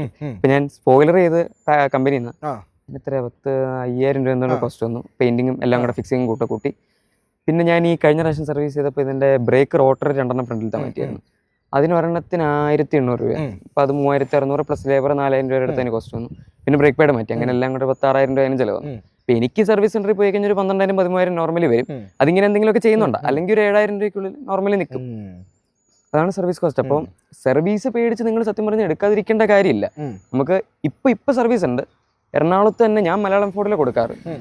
അതെ, കൈരളി ഫോർഡ് ഇവിടെ ആക്ച്വലി 3 എണ്ണം ഉണ്ട്. ഒന്ന് മറ്റേ പാലാരിവട്ടം സൈഡിൽ ഒരെണ്ണമുണ്ട്, പിന്നെ സീപോർട്ട് എയർപോർട്ട് റോഡിന്റെ അവസാനം ഒരെണ്ണമുണ്ട്, പിന്നെ എനിക്ക് ഒന്ന് കൊച്ചിയിലാണ് വീഡിയോ ഷൂട്ട് ചെയ്യുന്നത്. അതെ അതെ അതെ അതെ, കൊച്ചിയിലാണ് നിങ്ങളെങ്കിൽ 4 ഫോർഡിന്റെ ഡീലർഷിപ്പ് അല്ല സർവീസ് സെന്റർ ഇപ്പൊ ഓൾമോസ്റ്റ് എല്ലാ സ്ഥലത്തും ഉണ്ട്. ചെറിയ ചെറിയ സർവീസ് സെന്റേഴ്സ് ആയിട്ടുണ്ട്. സർവീസ് എക്സ്പീരിയൻസ് കൂടെ പറഞ്ഞു. സർവീസ് എക്സ്പീരിയൻസ് കുഴപ്പമൊന്നുമില്ല, ഭയങ്കര പ്രീമിയം എക്സ്പീരിയൻസ് ഒന്നും അല്ല. പ്രീമിയം തരാൻ അവരില്ലല്ലോ. അതെ അതെ അതെ, വണ്ടി നമ്മൾ കൊടുക്കുന്നു, അവരെന്താ നമ്മൾ പറയുന്നതെന്ന് വെച്ചാൽ മാറ്റിത്തരും, മാറ്റി തരാതിരിക്കില്ല. പറഞ്ഞു കഴിഞ്ഞാൽ അതൊക്കെ ചെയ്യുന്നുണ്ട്. റെസ്പോൺസ് ഒക്കെ എങ്ങനെയുണ്ട് അവരുടെ? റെസ്പോൺസ് കുഴപ്പമില്ല, നമ്മൾ വിളിച്ചു കഴിഞ്ഞാൽ എടുക്കും. ഞാനൊരു ദിവസം വെളുപ്പിനെ ഇതിന്റെ AC എന്തോ പുക വരുന്നത് എന്റെ മറ്റേ ഔട്ട് സൈഡായി കിടക്കായിരുന്നു. ടെമ്പറേച്ചർ കേസ് പുറത്തല്ല തണുപ്പായിരുന്നു. ഇതിന്റെ അകത്തുനിന്ന് മറ്റേ പുറത്തെ പോകെല്ലാം കൂടെ അകത്ത് വലിച്ചു അകത്തോട്ട് ഇട്ടതാ. ഞാൻ 7 മണിക്ക് അതെ വണ്ടിക്കകത്ത് മൊത്തം പോക. ഞാൻ അങ്ങനെ വിളിച്ചു, 7 മണിക്കാ വിളിച്ചു. പുള്ളി ഫോൺ എടുത്തപ്പോൾ ഞാൻ കുഴപ്പമില്ല, ഒന്ന് ഇൻസൈഡ് ആക്കിയാൽ മതി. അങ്ങനെ അതെ, ഇവന്മാര് വിളിച്ച അത്യാവശ്യം ഇതുണ്ട്, റെസ്പോൺസ് ഉണ്ട്. അത് നല്ലൊരു കാര്യമാണ്. അതെ, ഭൂരിഭാഗം സമയങ്ങളിൽ. അതെ, ഓൾറെഡി ഉള്ള ടോപ്പ് കമ്പനികളെ വിളിച്ചാൽ കിട്ടുന്നില്ല. അതെ, ടാറ്റയും ചില സമയത്ത് സർവീസിൽ ആളെ വിളിച്ചാൽ തിരിഞ്ഞു നോക്കത്തില്ല. അതെ അതെ അതെ, ബട്ട് അത് വെച്ച് നോക്കുമ്പോ ഓക്കെ. പിന്നെ എങ്ങനെയാ ലൈക്ക് പോകുമ്പോ അന്ന് തന്നെ കിട്ടാറുണ്ടോ വണ്ടി? സർവീസ് നോർമൽ സർവീസ് ആണെങ്കിൽ ഒരു ദിവസം കൊണ്ട് കിട്ടും. രാവിലെ കൊടുത്താൽ വൈകുന്നേരത്തേക്ക് കിട്ടും. എന്തെങ്കിലും മാറ്റണം, ഇപ്പൊ ഇതിന്റെ സസ്പെൻഷൻ അങ്ങനെ എന്തെങ്കിലുമൊക്കെ മാറ്റാനൊക്കെ ഉണ്ടെങ്കിൽ 1-2 ദിവസം ചിലപ്പോൾ എടുക്കും. 2 ദിവസം ഈ എടുത്തോണ്ട് പോയി ചെയ്യുന്ന പരിപാടിയൊക്കെ ഉണ്ട്. എപ്പോഴും എടുത്തോണ്ട് പോയി ചെയ്യുന്ന പരിപാടി ഉണ്ട്. എക്സ്ട്രാ എക്സ്ട്രാ പൈസ കൊടുക്കണം എന്തായാലും എല്ലാത്തിനും. ഞാനിതുവരെ അങ്ങനെ ചെയ്ത് നോക്കിയിട്ടില്ല. അതെ അതെ അതെ, ഒന്നാമത് വണ്ടിക്ക് എന്തെങ്കിലും പറ്റും. എനിക്ക് ഇടയ്ക്കൊരു ആക്സിഡന്റ് ആയിരുന്നു. അപ്പൊ ഒരെണ്ണം, ബാക്കി ഇങ്ങോട്ട് വന്ന് തട്ടുന്നത്, ഇത് ഞാൻ അങ്ങോട്ട് പോയി തട്ടിയതാ. അതെ അതെ, എല്ലാ ആക്സിഡന്റ് ആണ്. പക്ഷെ അത് ഇച്ചിരി മേജർ അല്ല, ഒരു 30 കിലോമീറ്റർ സ്പീഡിൽ പോയിടിച്ചത്. പക്ഷെ വണ്ടിയുടെ ഫ്രണ്ട് അത്യാവശ്യം നല്ല പണി കിട്ടിയായിരുന്നു. ഇതൊക്കെ ആക്കുന്നതിന് മുമ്പല്ലേ? അല്ല, ഇതെല്ലാം ആക്കി കഴിഞ്ഞിട്ട്. പക്ഷെ വേറൊന്നും മാറ്റേണ്ടി വന്നില്ല. ഈ ഗ്രില്ലും സാധനങ്ങളെല്ലാം അത് തന്നെ എടുത്ത് വെച്ചത്. അപ്പൊ നമ്മൾ അത് കിട്ടാൻ ഏകദേശം ഒരു 1.5 മാസം ഡിലേ. ഇപ്പൊ എന്തെങ്കിലും വണ്ടിക്ക് പറ്റിക്കഴിഞ്ഞാൽ കിട്ടണമെങ്കിൽ നല്ല സമയം എടുക്കും. അപ്പൊ മാക്സിമം പറ്റിക്കാതിരിക്കും. കാരണം ഈ പറഞ്ഞ പോലെ എല്ലാ കമ്പനികളുടെ ഇത് തന്നെ സ്പെയർ പാർട്സ് വൻ ശോകമാണ് വരുന്നത്. അപ്പൊ എന്തെങ്കിലും മിസ്സിങ് വന്നാൽ നമ്മുടെ ഭാഗത്തുനിന്ന് വന്നു കഴിഞ്ഞാൽ ഇത് വരാൻ വേണ്ടി ടൈം എടുക്കും. വന്നില്ല. ഇനി പാർട്സ് അവൈലബിലിറ്റിയുടെ സംഭവം, ഇതിന് എനിക്ക് ആകെപ്പാടെ ഒറ്റ സാധനം മാത്രമേ കിട്ടാതെ വന്നിട്ടുള്ളൂ, സ്റ്റിയറിംഗ് കോളം. സ്റ്റിയറിംഗ് കോളം എന്ന് പറഞ്ഞാൽ നമ്മളിപ്പോ അത് പോയതുകൊണ്ട് നമുക്ക് പ്രത്യേകിച്ച് പ്രശ്നമൊന്നുമില്ല. വണ്ടി ഡെയിലി ഓടിക്കാനൊന്നും കുഴപ്പമില്ല. പക്ഷേ നമ്മളിപ്പോൾ ഒരു സെക്കൻഡ് ഗിയർ അല്ലെങ്കിൽ ഒരു സെക്കൻഡ് നോർമലി സെക്കൻഡിൽ വരുന്നത്, സെക്കൻഡ് ഗിയറിൽ നമ്മളൊരു 8, 10 ആ റേഞ്ചിലൊക്കെ ക്ലച്ച് താങ്ങി ജസ്റ്റ് ഒന്ന് എടുക്കുമല്ലോ, ഫസ്റ്റിലേക്ക് മാറ്റുന്നതിന് വരും. അങ്ങനെ എടുക്കുന്ന സമയത്ത് സ്റ്റിയറിംഗിൽ നിന്നൊരു ആ ഒരു സൗണ്ട് വരും. ഏകദേശം, അതായത് എഞ്ചിൻ ചെറിയൊരു അടി വരാൻ തുടങ്ങുമ്പോഴേക്കും സ്റ്റിയറിംഗിൽ നിന്ന് അതിലും കൂടുതൽ സൗണ്ട് ഉണ്ട്. അപ്പൊ അങ്ങനെ ഒരു പ്രശ്നം ഉണ്ടായിരുന്നു. സ്റ്റിയറിംഗ് കോളം ഇല്ല. അത് 10-14,000 രൂപയുടെ സാധനമാണ്. എനിക്ക് വാറണ്ടിയിൽ ഒരു മാറ്റി തരാമെന്ന് പറഞ്ഞ, പക്ഷെ സാധനം ഇല്ലാത്തതുകൊണ്ട് അത് മാറ്റാൻ പറ്റിയിട്ടില്ല. അതുകൊണ്ട് തൽക്കാലത്തേക്ക് ഇപ്പോൾ റിപ്പയർ ചെയ്ത് വെച്ചിരിക്കുക. കുഴപ്പമൊന്നും, റിപ്പയർ ചെയ്തിട്ട് ഇപ്പൊ പ്രശ്നമൊന്നുമില്ല. റിപ്പയർ ചെയ്തിട്ട് 1 വർഷത്തിന് മുകളിലായി നിൽക്കുന്നുണ്ട്. അതെ അതെ. പിന്നെ ബാക്കി പാർട്സ് നമുക്കിപ്പോൾ നിങ്ങൾ വണ്ടി ഫുള്ള് മോഡിഫൈ ചെയ്യാനാണ്. ഞാനിപ്പോൾ ഈ വണ്ടി മൊത്തം ഒന്ന് സെറ്റാക്കി എടുക്കാൻ ആലോചിക്കുന്നുണ്ട്. അലോയ് മാറ്റിയപ്പോൾ തൊട്ട് പിന്നെ ഡാമ്പേഴ്സ് ഓർഡർ ചെയ്തു. എ ബാക്കിന്റെ ലോറിംഗ് സ്പ്രിങ്സ് ഞാൻ പറഞ്ഞിട്ടുണ്ട് 44,000 രൂപേന്.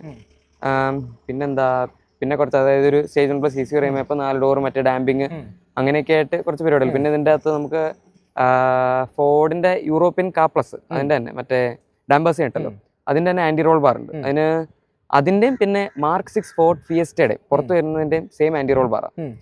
22 mm ആണ് തോന്നുന്നു തിക്നെസ് വരുന്നത്. അപ്പൊ അതും ഇതിന്റെ അകത്ത് വെച്ച് കഴിഞ്ഞാൽ ഹാൻഡ്ലിംഗ് കുറച്ചുകൊണ്ട് ബെറ്റർ ആവുന്ന ഞാൻ കേട്ടു. അതില് നമ്മുടെ ഗ്രൂപ്പിൽ വന്ന അതിൽ R&D നടക്കുന്നുള്ളൂ. അപ്പൊ അത് കൺഫേം ആയിട്ടില്ല വെക്കുമല്ലോ എന്ന്. ഓക്കെ ആണെങ്കിൽ വെക്കും, അല്ലെങ്കിൽ വെക്കില്ല.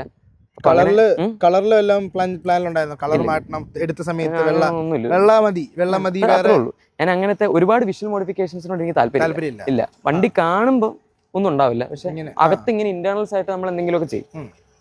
അതാണ് സംഭവം. ഇപ്പൊ ഇത്രയും മോഡിഫൈ ചെയ്ത് കഴിഞ്ഞാൽ നമുക്ക് ഇവിടെ ഏതോ ഒരു ട്രാൻസ്പോർട്ടേഷൻ കമ്പനിയുടെ ലോറികളുടെ റീൽ എടുത്തോണ്ടിരിക്കാൻ തോന്നുന്നു. ബാക്ക്ഗ്രൗണ്ടിൽ മൊത്തം ലോറികൾ പോകുന്നു. എത്ര എണ്ണം? 1 2 3 4 5 6 ലോറി. ഐഷറിന്റെ ലോറി കേട്ടാ. പല നീളത്തിലുള്ളതാണ് അല്ലേ? പലതും പല നീളമല്ലേ? പലതും പല നീളത്തിലുള്ള ലോറികളാണ് റീൽ എടുത്തോണ്ടിരിക്കുന്നത്. എടുക്കട്ടെ, ബാക്കി പറഞ്ഞല്ലേ. പെയിന്റിന്റെ കാര്യം. ഓക്കെ. എനിക്ക് വിഷ്വൽ മോഡിഫിക്കേഷൻസിലും നമ്മുടെ ഇന്റേണൽ സംഭവങ്ങളിലെ താല്പര്യം. ഇപ്പോൾ ഡംബേഴ്സ് മാറ്റുക, അത് മാറ്റി ഇത് മാറ്റുക, അങ്ങനെ ഇപ്പോൾ വണ്ടി കണ്ട പ്രത്യേകിച്ചും തോന്നില്ല. പക്ഷെ നമുക്കിപ്പോൾ കോർണേഴ്സ് എടുക്കുക, എനിക്ക് മെയിൻ ആയിട്ട് ഫോക്കസ് വരുന്ന കോർണേഴ്സിലാണ്.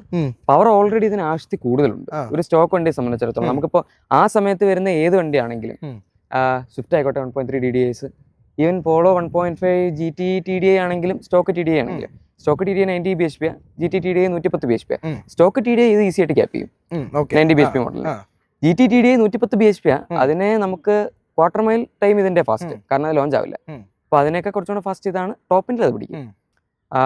റീമാപ്പ് ചെയ്ത് കഴിഞ്ഞാൽ ഈ വണ്ടി 130 bhp അടുത്ത് കയറും. Stage 1 plus 100 bhp. Stock 100 bhp 215 torque. അപ്പൊ ഞാൻ ചോദിക്കട്ടെ, സ്റ്റേജ് 2 ആണെങ്കിൽ എത്ര വരെ കയറും? 140, മാക്സിമം 140 കയറും. 140 ഈ വണ്ടിക്ക് വേണോ ശരിക്കും? അതിനുള്ള ഹാൻഡിലിംഗ് കിട്ടുമോ? പിന്നെന്താ, അതിനാണ് നമ്മൾ ഇത്ര അപ്ഡേറ്റ് ചെയ്യുന്നത്. ഇതിന് ടെക്നിക്ക് ഇപ്പൊ ഞാൻ പറഞ്ഞ എന്തെങ്കിലും പ്രശ്നമോ എനിക്കറിയില്ല, പക്ഷെ സത്യം പറഞ്ഞ പോളോയൊക്കെ കുറച്ചുകൂടെ നല്ല ഹാൻഡിലിംഗ് ഇതിന്റെ. സ്റ്റിയറിംഗിന്റെ ഫീലും സംഭവങ്ങളൊക്കെ പോളോയുടെ സെന്ററിലും മറ്റേതിലും കുറച്ചൊരു ഇതുണ്ട്. ഇതിന്റെ നമുക്ക് കുറച്ചും കൂടെ കമ്മ്യൂണിക്കേറ്റീവ് ആയിട്ട് തോന്നും സ്റ്റിയറിംഗ്. ഷാസി സ്റ്റോക്കി വരുന്ന വണ്ടിയിൽ നല്ല ബോഡി റോൾ ഉണ്ട്. അത് ഇത് കുറച്ചും കൂടെ കംഫർട്ട് ഓറിയന്റഡ് ആയിട്ട് വെച്ചിരിക്കും. ഇതിന് സ്പേസ് എടുക്കുകയാണെങ്കിലും ഇക്കോസ്പോർട്ടിനൊക്കെ സ്പേസ് ഉണ്ട് ബാക്കില്. അതെ, റിയർ സീറ്റ് എക്സ്പീരിയൻസ് ഇക്കോസ്പോർട്ട് ഭയങ്കര ക്രാമ്പാ. ഇതിന് നമുക്ക് കുറച്ചുകൂടെ സ്പേസ് കിട്ടുന്നുണ്ട്. സ്പേസ് പാക്കേജിംഗ് അതെ. അപ്പോൾ നമുക്ക് ബാക്കിൽ ഇരുന്ന് പോകാൻ വലിയ കുഴപ്പമില്ല. അത്യാവശ്യം കംഫർട്ടബിൾ ആയിട്ടൊക്കെ ഇരുന്ന് പോകാൻ പറ്റും. സീറ്റ് കുറച്ച് സെപ്പറേറ്റ് അത്യാവശ്യം ഈ സൈസ് സെഗ്മെന്റ് ഒക്കെ വെച്ച് നോക്കുമ്പോൾ അത്രേ ഉണ്ടാവുള്ളൂ. അല്ലാത്ത പക്ഷം അപ്പോൾ അതിന് വേണ്ടി സസ്പെൻഷൻ അത്യാവശ്യം സോഫ്റ്റ് ആക്കിയാണ് വെച്ചിരിക്കുന്നത്. നമ്മൾ അതൊന്ന് മാറ്റി സെറ്റ് ചെയ്യുകയാണെങ്കിൽ വണ്ടിയുടെ കോർണേഴ്സ് അങ്ങനത്തെ കേപ്പബിലിറ്റി ഒക്കെ വളരെ നല്ലതാണ്. ഇതിൻ്റെ അകത്തോ 150. ഇത് ഡെയിലി മറ്റേ ഇവിടെ പോവാ, കളമശ്ശേരി, അങ്കമാലി, പിന്നെ കറുകുറ്റി, ആ ഒരു റൂട്ട്. അത് മാത്രമേ ഇത് ഓടിയിട്ടുള്ളൂ മെയിൻലി.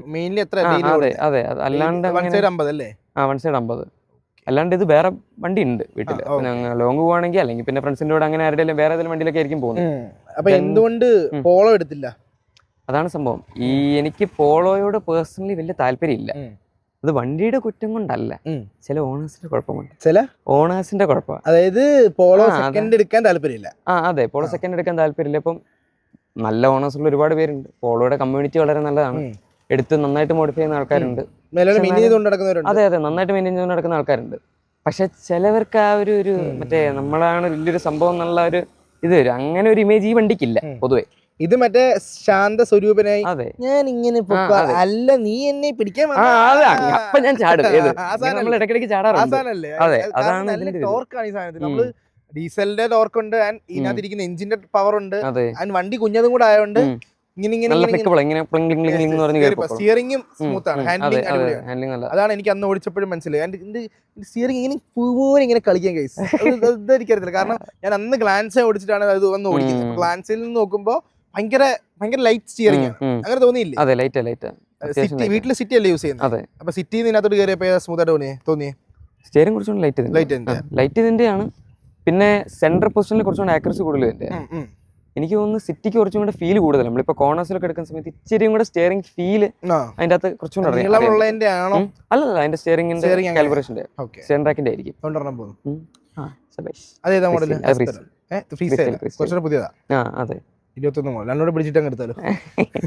നിങ്ങൾക്ക് ഇപ്പൊ മാക്സ് ഔട്ട് മോഡിഫൈ ചെയ്യാനാണെങ്കിൽ പെട്ടെന്ന് പാർട്സ് കിട്ടുന്ന പോളോയുടെ. നമുക്കിപ്പോ എന്ത് സാധനം ഷോക്ക് ആണോ, ഓക്കെ, പെട്ടെന്ന് ഇപ്പൊ തന്നെ എടുത്ത്. അതെ, ബോഡി കിറ്റ് ഇഷ്ടം പോലെ ഉണ്ട് പോളോയ്ക്ക്.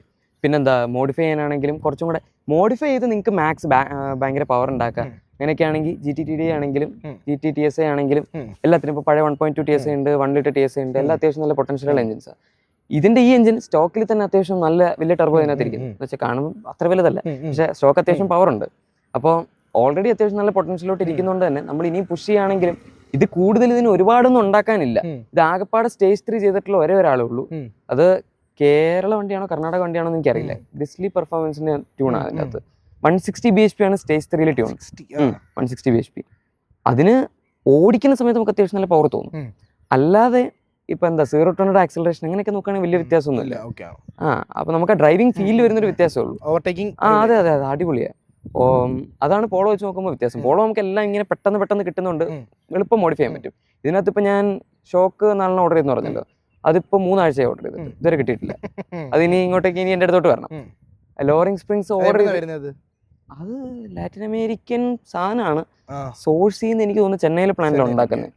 അപ്പൊ അവിടുന്ന് ആയിരിക്കണം. അതെ, ആവേണ്ടതാണ്. എനിക്ക് അതിനെപ്പറ്റി കറക്റ്റ് അറിയില്ല. എന്തായാലും ടൈം എടുക്കും സാധനം വരാൻ. അതുപോലെ ലോറിംഗ് സ്പ്രിങ് എബാക്ക് എന്ന് പറയുമ്പോൾ ജർമ്മൻ ബ്രാൻഡാണ്. പിന്നെ നമുക്ക് കോബ്ര ഉണ്ട് ലോറിംഗ് സ്പ്രിങ്സിൽ, ഡോക്ടർ നാനോ ഉണ്ട്, കുറെ സാധനങ്ങളുണ്ട്. കോബ്ര ഡോക്ടർ നാനോ പെട്ടെന്ന് കിട്ടും. എബാക്ക് കിട്ടാൻ എബാക്ക് ഞാൻ അതുകൊണ്ട് എബാക്ക് ഇടാന്ന് വിചാരിച്ചത്. കാരണം കോബ്ര ഭയങ്കര സ്റ്റിഫാണ്. ഡോക്ടർ നാനോ ഡോക്ടർ നാനോ ഇവിടുത്തെ ഇന്ത്യൻ ബ്രാൻഡാണ്. ഇന്ത്യൻ ബ്രാൻഡിനോട് എനിക്ക് കുഴപ്പമൊന്നുമില്ല. പക്ഷെ അതിന്റെ ട്യൂണിങ്, അത് ഹാൻഡ്ലിങ്ങും ഒരു ആവറേജ് ആണ്, കംഫർട്ടും ഇല്ല എന്ന് പറയുന്ന പോലൊരു മൊത്തത്തിലൊരു മിക്സ് ആയിട്ടുള്ള സംഭവം. എബാക്ക് എന്ന് പറയുമ്പോൾ നല്ല ബാലൻസ് ആണ്. നമുക്കിപ്പോൾ റൈഡ് അധികം കോംപ്രമൈസ് ആവില്ല, പക്ഷെ അത്യാവശ്യം നല്ല ഹാൻഡ്ലിങ് കിട്ടും. റേറ്റ് നല്ല കൂടുതലാണ്. കോബ്ര ഏകദേശം 30 രൂപയ്ക്കകത്ത് കിട്ടും. ഡോക്ടർ നാനോ 19,000 18,000 തന്നെ ഉള്ളൂ ഈ വണ്ടിക്കാണ്. എബാക്ക് 44 രൂപ വരും. അതിന്റെ കൂടെ ഇനി ഫിക്സിംഗ് ചാർജ് വേറെ വരും. അത് കിട്ടാൻ 4 മാസം എടുക്കും. അങ്ങനെ നമുക്ക് നല്ല വെയിറ്റിംഗ് ഉണ്ട് ഇതിനകത്ത് എന്ത് ചെയ്യാനാണെങ്കിലും. അപ്പൊ അതൊരു പ്രശ്നമാണ്. പെട്ടെന്ന് മോഡിഫൈ ചെയ്യാൻ നല്ലത് പോളോ. പിന്നെ സ്വിഫ്റ്റ് നല്ലതാണ് പെട്ടെന്ന് മോഡിഫൈ ചെയ്യാൻ. നമുക്കിപ്പോ സ്വിഫ്റ്റിന് ഈ പറഞ്ഞ പോലെ നമുക്ക് കിറ്റിന്റെ പ്രശ്നം. അതെ അതെ അതെ, എല്ലാം കിട്ടും. സ്വിഫ്റ്റ് ഞാൻ പറഞ്ഞു വണ്ടി പറയണ്ടായിരുന്നു. നേരത്തെ പോയ ഫിഗോ ബോണറ്റ് പറഞ്ഞിരിക്കുന്നു, പുക വരുന്നു.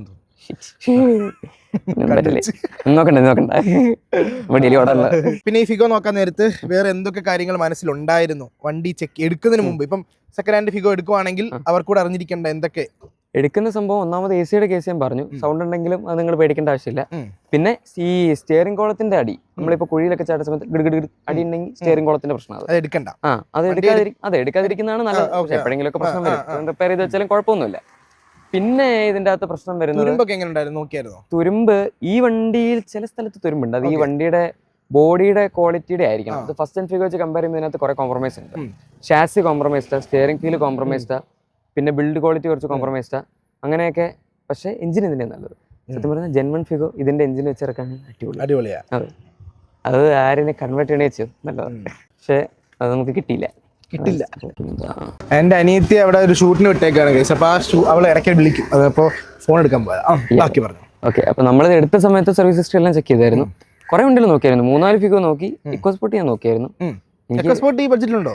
ഇക്കോസ്പോർട്ട് പഴയ വണ്ടി 14-15 ഒക്കെ കിട്ടും ഡീസൽ. പക്ഷെ അത് 80-90 കോടിയാണ്. ഞാൻ എടുക്കാൻ വേണ്ടി നല്ല വണ്ടിയാണ്. അത് നമുക്ക് വേണമെങ്കിൽ പറയണം. ഇക്കോസ്പോർട്ട് എടുക്കുകയാണെങ്കിൽ പുതിയ ഫേസ് ലിഫ്റ്റ് വണ്ടി എനിക്ക് കുറച്ചുകൂടി ഇഷ്ടമാണ്. കാണാൻ ലുക്ക് വൈസ് ഒക്കെ അതിനകത്ത് കുറെ ഫീച്ചേഴ്സ് നമുക്കിപ്പോ ഇന്നത്തെ കാലത്ത് വേണ്ട എല്ലാ ഫീച്ചേഴ്സും ഉണ്ട്. ക്രൂസ് കൺട്രോൾ, അതെ ക്രൂസ് കൺട്രോൾ ഉണ്ട്. പിന്നെ മറ്റേ 9 ഇഞ്ച് എന്തോ സൈസ് വരുന്ന ഇൻഫോർടൈൻമെന്റ് സിസ്റ്റം ഉണ്ട്, വലിയ സീറ്റ് ഉണ്ട്. അതെ ആൻഡ്രോയിഡ് ആപ്പിൾ കാർപ്ലേ എല്ലാ സാധനങ്ങളും ഉണ്ട്. ഞാൻ ഇടയ്ക്ക് അന്ന് നമ്മൾ നോക്കി, ഇടയ്ക്ക് നമ്മൾ എക്കോസ്പോർട്ട് ഒക്കെ നോക്കിയില്ലായിരുന്നോ? എപ്പോഴും നമ്മൾ സെക്കൻഡ് ഒരു പ്ലാൻ വന്ന സമയത്ത് നമ്മൾ ഇതുപോലെ ഞാൻ ഏറ്റവും കൂടുതൽ വണ്ടി ഡിസ്കസ് ചെയ്യുന്ന ഇങ്ങേരോട്ട് കേട്ടോ.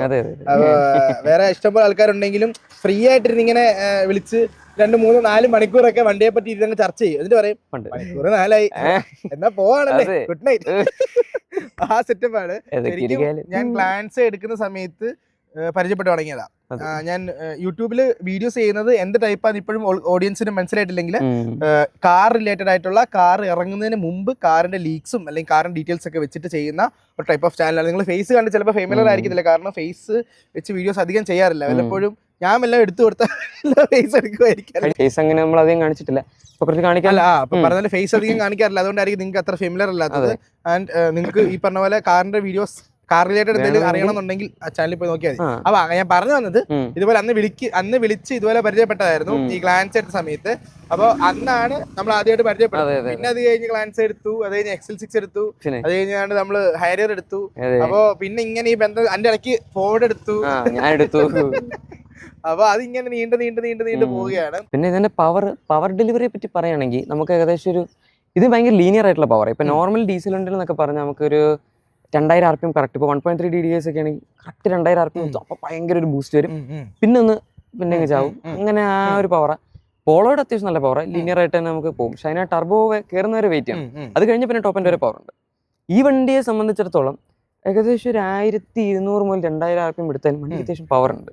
നമ്മളിപ്പോൾ സിറ്റി കൂടെ ഒക്കെ ഓടിക്കുകയാണെങ്കിലും ഇതിന് പവർ ഉണ്ട്. പക്ഷെ എൻ്റെ ഗിയർ റേഷ്യോ ഭയങ്കര ടോളാണ്. അതായത് ഇപ്പോൾ ഫസ്റ്റ് ഗിയറിൽ 50 വരെ പോകും, സെക്കൻഡ് ഗിയറിൽ ഏകദേശം 90 വരെ പോകും. 5 സ്പീഡ് ഗിയർ ബോക്സ് ആണ്. തേർഡ് ഗിയറിൽ 130 വരെ ഞാൻ പോയിട്ടുണ്ട്. നോർമലി പെട്രോൾ വണ്ടികളൊക്കെ ഇങ്ങനെ പോകുന്നു, ഈ ഓരോ ഗിയറിൽ ഇത്ര വരെ. ചില വണ്ടികളൊക്കെ 100 എത്തണമെങ്കിൽ 4th ഇടണം. അതെ, ഡീസൽ വണ്ടികൾ മിക്കവാറും 6 സ്പീഡിനാണ് അങ്ങനത്തെ ഷോർട്ട് ഗിയർ റേഷ്യോ വരുന്നത്. ഇതിന് പക്ഷേ ഭയങ്കര ടോൾ ആയതുകൊണ്ട് നമ്മൾ ഈ നോർമലി സിറ്റിക്കകത്തൂടെ ട്രാഫിക്കിൻ്റെ അകത്തൂടെ ഒക്കെ ഓടിക്കുകയാണെങ്കിൽ ഭയങ്കര പ്രശ്നമാണ്. ഒന്നാമത്തെ ക്ലച്ച് ടൈറ്റ് ആണ്. പിന്നെ ഗിയർ ഇങ്ങനെ എപ്പോഴും നമ്മൾ മാറ്റിക്കൊണ്ടിരിക്കണം. തേർഡ് സെക്കൻഡ് ഇങ്ങനെ കളിച്ചുകൊണ്ടിരിക്കണം. അല്ലെ പിന്നെ സെക്കൻഡ് ടു ഫസ്റ്റ് നമുക്ക് വേണമെങ്കിൽ ഇടാം. സെക്കൻഡ് വണ്ടി പോവും, പക്ഷെ സെക്കൻഡ് തന്നെ ഇങ്ങനെ എപ്പോഴും ക്ലച്ച് വാങ്ങിക്കൊണ്ടിരിക്കണ്ടായിരുന്നു. അത് പിന്നെ വണ്ടിക്കും ബുദ്ധിമുട്ടാവും. ക്ലച്ച് പെട്ടെന്ന് ഓടിക്കാൻ, സിറ്റിയിൽ ഓടിക്കാനാണ് പ്രശ്നം. ഹൈവേയിൽ പോകണമെങ്കിൽ ഒരു കുഴപ്പമില്ല, വണ്ടി ഇങ്ങനെ ഹൈവേ കാണുന്നില്ലല്ലോ. അതെ, അല്ല തേർഡ് ഒക്കെ നമുക്ക് ഹൈവേയിൽ സെക്കൻഡ് ഹൈവേ കാണില്ല. തേർഡ് ഹൈവേയിൽ നോർമലി ഇഷ്ടംപോലെ ഉപയോഗിക്കുന്ന ഒരു ഗിയറാണ്. പിന്നെ നമ്മളൊരു 40 റേഞ്ചിൽ സെക്കൻഡിലിട്ട് പുള്ളിയാണെങ്കിൽ വണ്ടിക്ക് നല്ല പിക്കപ്പാണ്. എപ്പോഴും ഞാനൊരു നോർമലി നമ്മുടെ ഇതുവരെയൊക്കെ ഓവർടേക്ക് ചെയ്യുന്ന സമയത്ത് സെക്കൻഡിലിട്ടായിരിക്കും ഓവർടേക്ക് ചെയ്യുന്നത്. തേർഡിലിട്ട വണ്ടി മറ്റേ ടവൽ ഗിയർ ആയതുകൊണ്ട് പവർ ബാൻഡിയും താഴെ പോകും. 2000 RPM റേഞ്ചിലായിരിക്കും ഇരിക്കുന്നത്. പിന്നെ ഇതിന്റെ പവർ ഡെലിവറിയുടെ വേറൊരു പ്രത്യേകത, ഡീസൽ എഞ്ചിൻസ് പൊതുവെ 2000 RPM ടു ഒരു 3500-4000 RPM ആ റേഞ്ച് വരെയൊക്കെ ആയിരിക്കും പവർ ഡെലിവറി ഉണ്ടാവുന്നത്. അതിന്റെ ഇടയ്ക്ക് 2000 RPM കഴിഞ്ഞ് പിന്നെ പ്രത്യേകിച്ച് കിക്കൊന്നും ഉണ്ടാവില്ല. ഈ വണ്ടിക്ക് 2000 RPM ഒരു കിക്ക് ഉണ്ട്, 2000 അല്ല, ഒരു 1800 RPM അടുത്തൊരു കിക്ക് ഉണ്ട്. അതിന് 3000 RPM അടുത്തൊരു കിക്ക് ഉണ്ട്.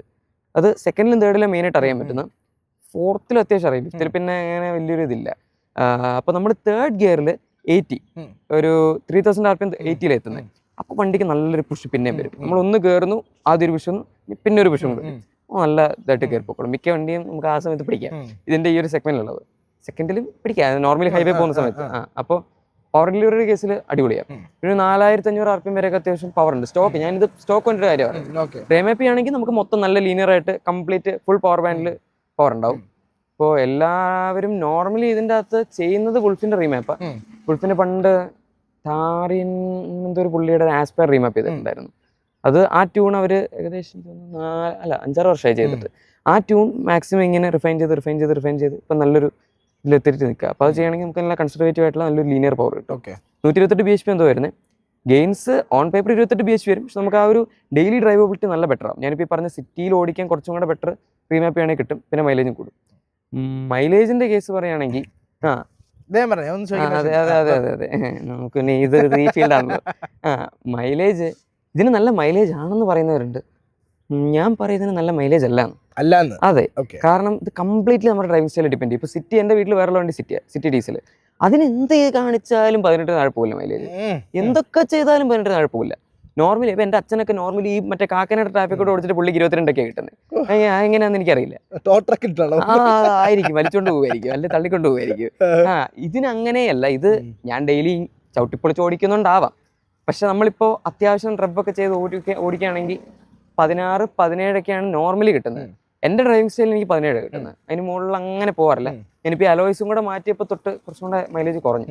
അത് അലോയ്സ് മാറ്റിയതിൻ്റെ ഒരു പ്രശ്നമുണ്ട്. ഇപ്പം അൺസ്പ്രങ് മാസ് കൂടി. നേരത്തെ ഉണ്ടായിരുന്ന അലോയ്സിന് വെയിറ്റ് കുറവായിരുന്നു, ടയറിനും വെയിറ്റ് കുറവായിരുന്നു. ടോട്ടൽ ഏകദേശം 20 കിലോളം അലോയും വെയിറ്റും കൂടെ കൂടിയിട്ടുണ്ട്. ഇപ്പം അൺസ്പ്രങ് മാസ് അത്രയും കൂടിയുണ്ട് മൈലേജ് കുറഞ്ഞു. പിന്നെ വണ്ടിക്ക് ചെറിയൊരു അണ്ടർസ്റ്റിയർ നേച്ചർ വന്നിട്ടുണ്ട്. ഞാൻ ആക്ച്വലി നേരത്തെ ഉണ്ടായിരുന്ന എൻ്റെ കോണ്ടിനെന്റലിന് തന്നെ CC6 കംഫർട്ട് കോണ്ടാക്ട് 6 എന്ന് പറയുന്ന ടയറായിരുന്നു. ഇപ്പോൾ അപ്ഡേറ്റ് ചെയ്തിട്ടിരിക്കുന്ന UC6 എന്ന് പറയുന്ന ടയറാണ്. ടെക്നിക്കലി ബെറ്റർ ആണ് ആവേണ്ടത്. പക്ഷെ ഞാനത് ഇട്ടപ്പോൾ അൺസ്പ്രങ് മാസ് കൂടിയോണ്ടാണെന്ന് തോന്നുന്നു വണ്ടിക്ക് കോർണേഴ്സിൽ കുറച്ച് അണ്ടർസ്റ്റിയർ കൂടിയിട്ടുണ്ട്. അപ്പം അതുകൊണ്ടാണ് ഇപ്പം ടാമ്പേഴ്സും പിന്നെ മറ്റേ ഷോക്കും സാധനങ്ങളൊക്കെ മാറ്റുന്നത്. പിന്നെ ആന്റി റോൾ ബാറിന്റെ കേസ് അങ്ങനെയൊക്കെ വന്നത്. പക്ഷെ മൈലേജ് പറഞ്ഞു ഇങ്ങനെ പോവും എങ്ങോട്ടെങ്കിലും. പിന്നെ ഞാൻ മറന്നു നേരത്തെ എന്താ പറഞ്ഞോണ്ടിരുന്നത്. അതെ മൈലേജ് മാക്സിമം എനിക്ക് 26 വരെ കിട്ടിയിട്ടുണ്ട്. ഫിഫ്ത്ത് ഗിയറിൽ നമ്മളൊരു 70 വരെ പിടിച്ചു പോകാം. 70-80 മുകളിൽ പോയി മൈലേജ് കുറയും. അതായത് 20 വരെ 22 വരെയൊക്കെ മാക്സിമം കിട്ടുള്ളൂ. 100-ലൊക്കെ ക്രൂസ് ചെയ്യുകയാണെങ്കിൽ 20-21 ഒക്കെ നോർമലി നമുക്ക് മാക്സിമം. ഓക്കെ, അല്ലാതെ ചവിട്ടി പിടിച്ച് ഓടിക്കുകയാണെങ്കിൽ എനിക്ക് ഏറ്റവും കുറവ് വന്നിട്ടുള്ള 14 വരെ കുറവ് വന്നിട്ടുണ്ട്. അത് ചുമ്മാ മറ്റേ മാക്സിമം ചവിട്ടി പൊളിച്ച് എനിക്ക് കോളേജിലേക്ക് പോകുമ്പോൾ ലേറ്റ് ആവുകയാണെങ്കിൽ രാവിലെ 50 കിലോമീറ്റർ ഉണ്ടല്ലോ. എത്ര മണിക്കൂർ വേണം? 1 മണിക്കൂർ 20 മിനിറ്റ് രാവിലെ നോർമലി വേണ്ടത്. 1 മണിക്കൂർ 20-25 മിനിറ്റ്. 1 മണിക്കൂർ 5 മിനിറ്റിൽ ഞാൻ എത്തിയിട്ടുണ്ട്. അത് അത്രയും ലേറ്റ് ആയിട്ട് പറന്നു പിടിച്ച് പോകുമ്പോഴാണ് അതെ അതെ. പിന്നെ എന്റെ ഒരു ഇതുകൊണ്ട് ഡെയിലി ഞാൻ പറഞ്ഞു പിടിച്ചായിരിക്കും പോകുന്നത്, കാരണം ഡെയിലി ഞാൻ ലേറ്റ് ആവും. ഇവന്റെ വണ്ടി ദൂരെ നിന്ന് വരുന്ന കണ്ട ടെസ്ല വരുന്ന പോലെ ആയിരിക്കും. അതായത് ഡ്രൈവറെ നമ്മൾ കാണത്തില്ല, ഇവൻ സീറ്റ് താത്ത് കിടന്ന് ഇങ്ങനെ ആയിരിക്കും വണ്ടി ഓടിക്കുന്നത്. നമ്മൾ നേരിട്ട് ഒരാൾ ഇങ്ങനെ ഒരു പൊസിഷനിൽ നിന്ന് വണ്ടി നോക്കുവാണെങ്കിൽ വണ്ടി തന്നെ ഉരുണ്ട് വരുന്നതായിട്ട് മാത്രമേ കാണത്തുള്ളൂ. ആൾക്കാരൊന്നും പറയത്തില്ല.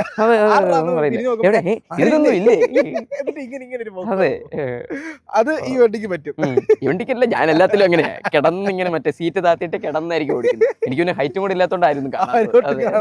ഈ ഫോർഡ് പോയതിനു ശേഷം സർവീസ് കോസ്റ്റ് കൂടിയതായിട്ടോ അല്ലെങ്കിൽ സർവീസ് കോസ്റ്റ് നമുക്ക് അഫോർഡ് ചെയ്യാൻ പറ്റുന്ന രീതിയിലാണോ, അല്ലെങ്കിൽ സുസുക്കി എടുക്കാത്തതിൽ റിഗ്രറ്റ് ഉണ്ടോ, അങ്ങനെ വല്ലതും ഉണ്ടോ സർവീസിന്റെ കാര്യത്തിൽ? സർവീസ് കോസ്റ്റ് കൂടിയതില് കൂടി എന്ന് നമുക്ക് പറയാൻ പറ്റില്ല. Service cost same. അവരിപ്പോഴും മറ്റേ ഒരു ബോർഡിന്റെ അകത്ത് മൊത്തം എഴുതി വെച്ചിട്ടുണ്ട്.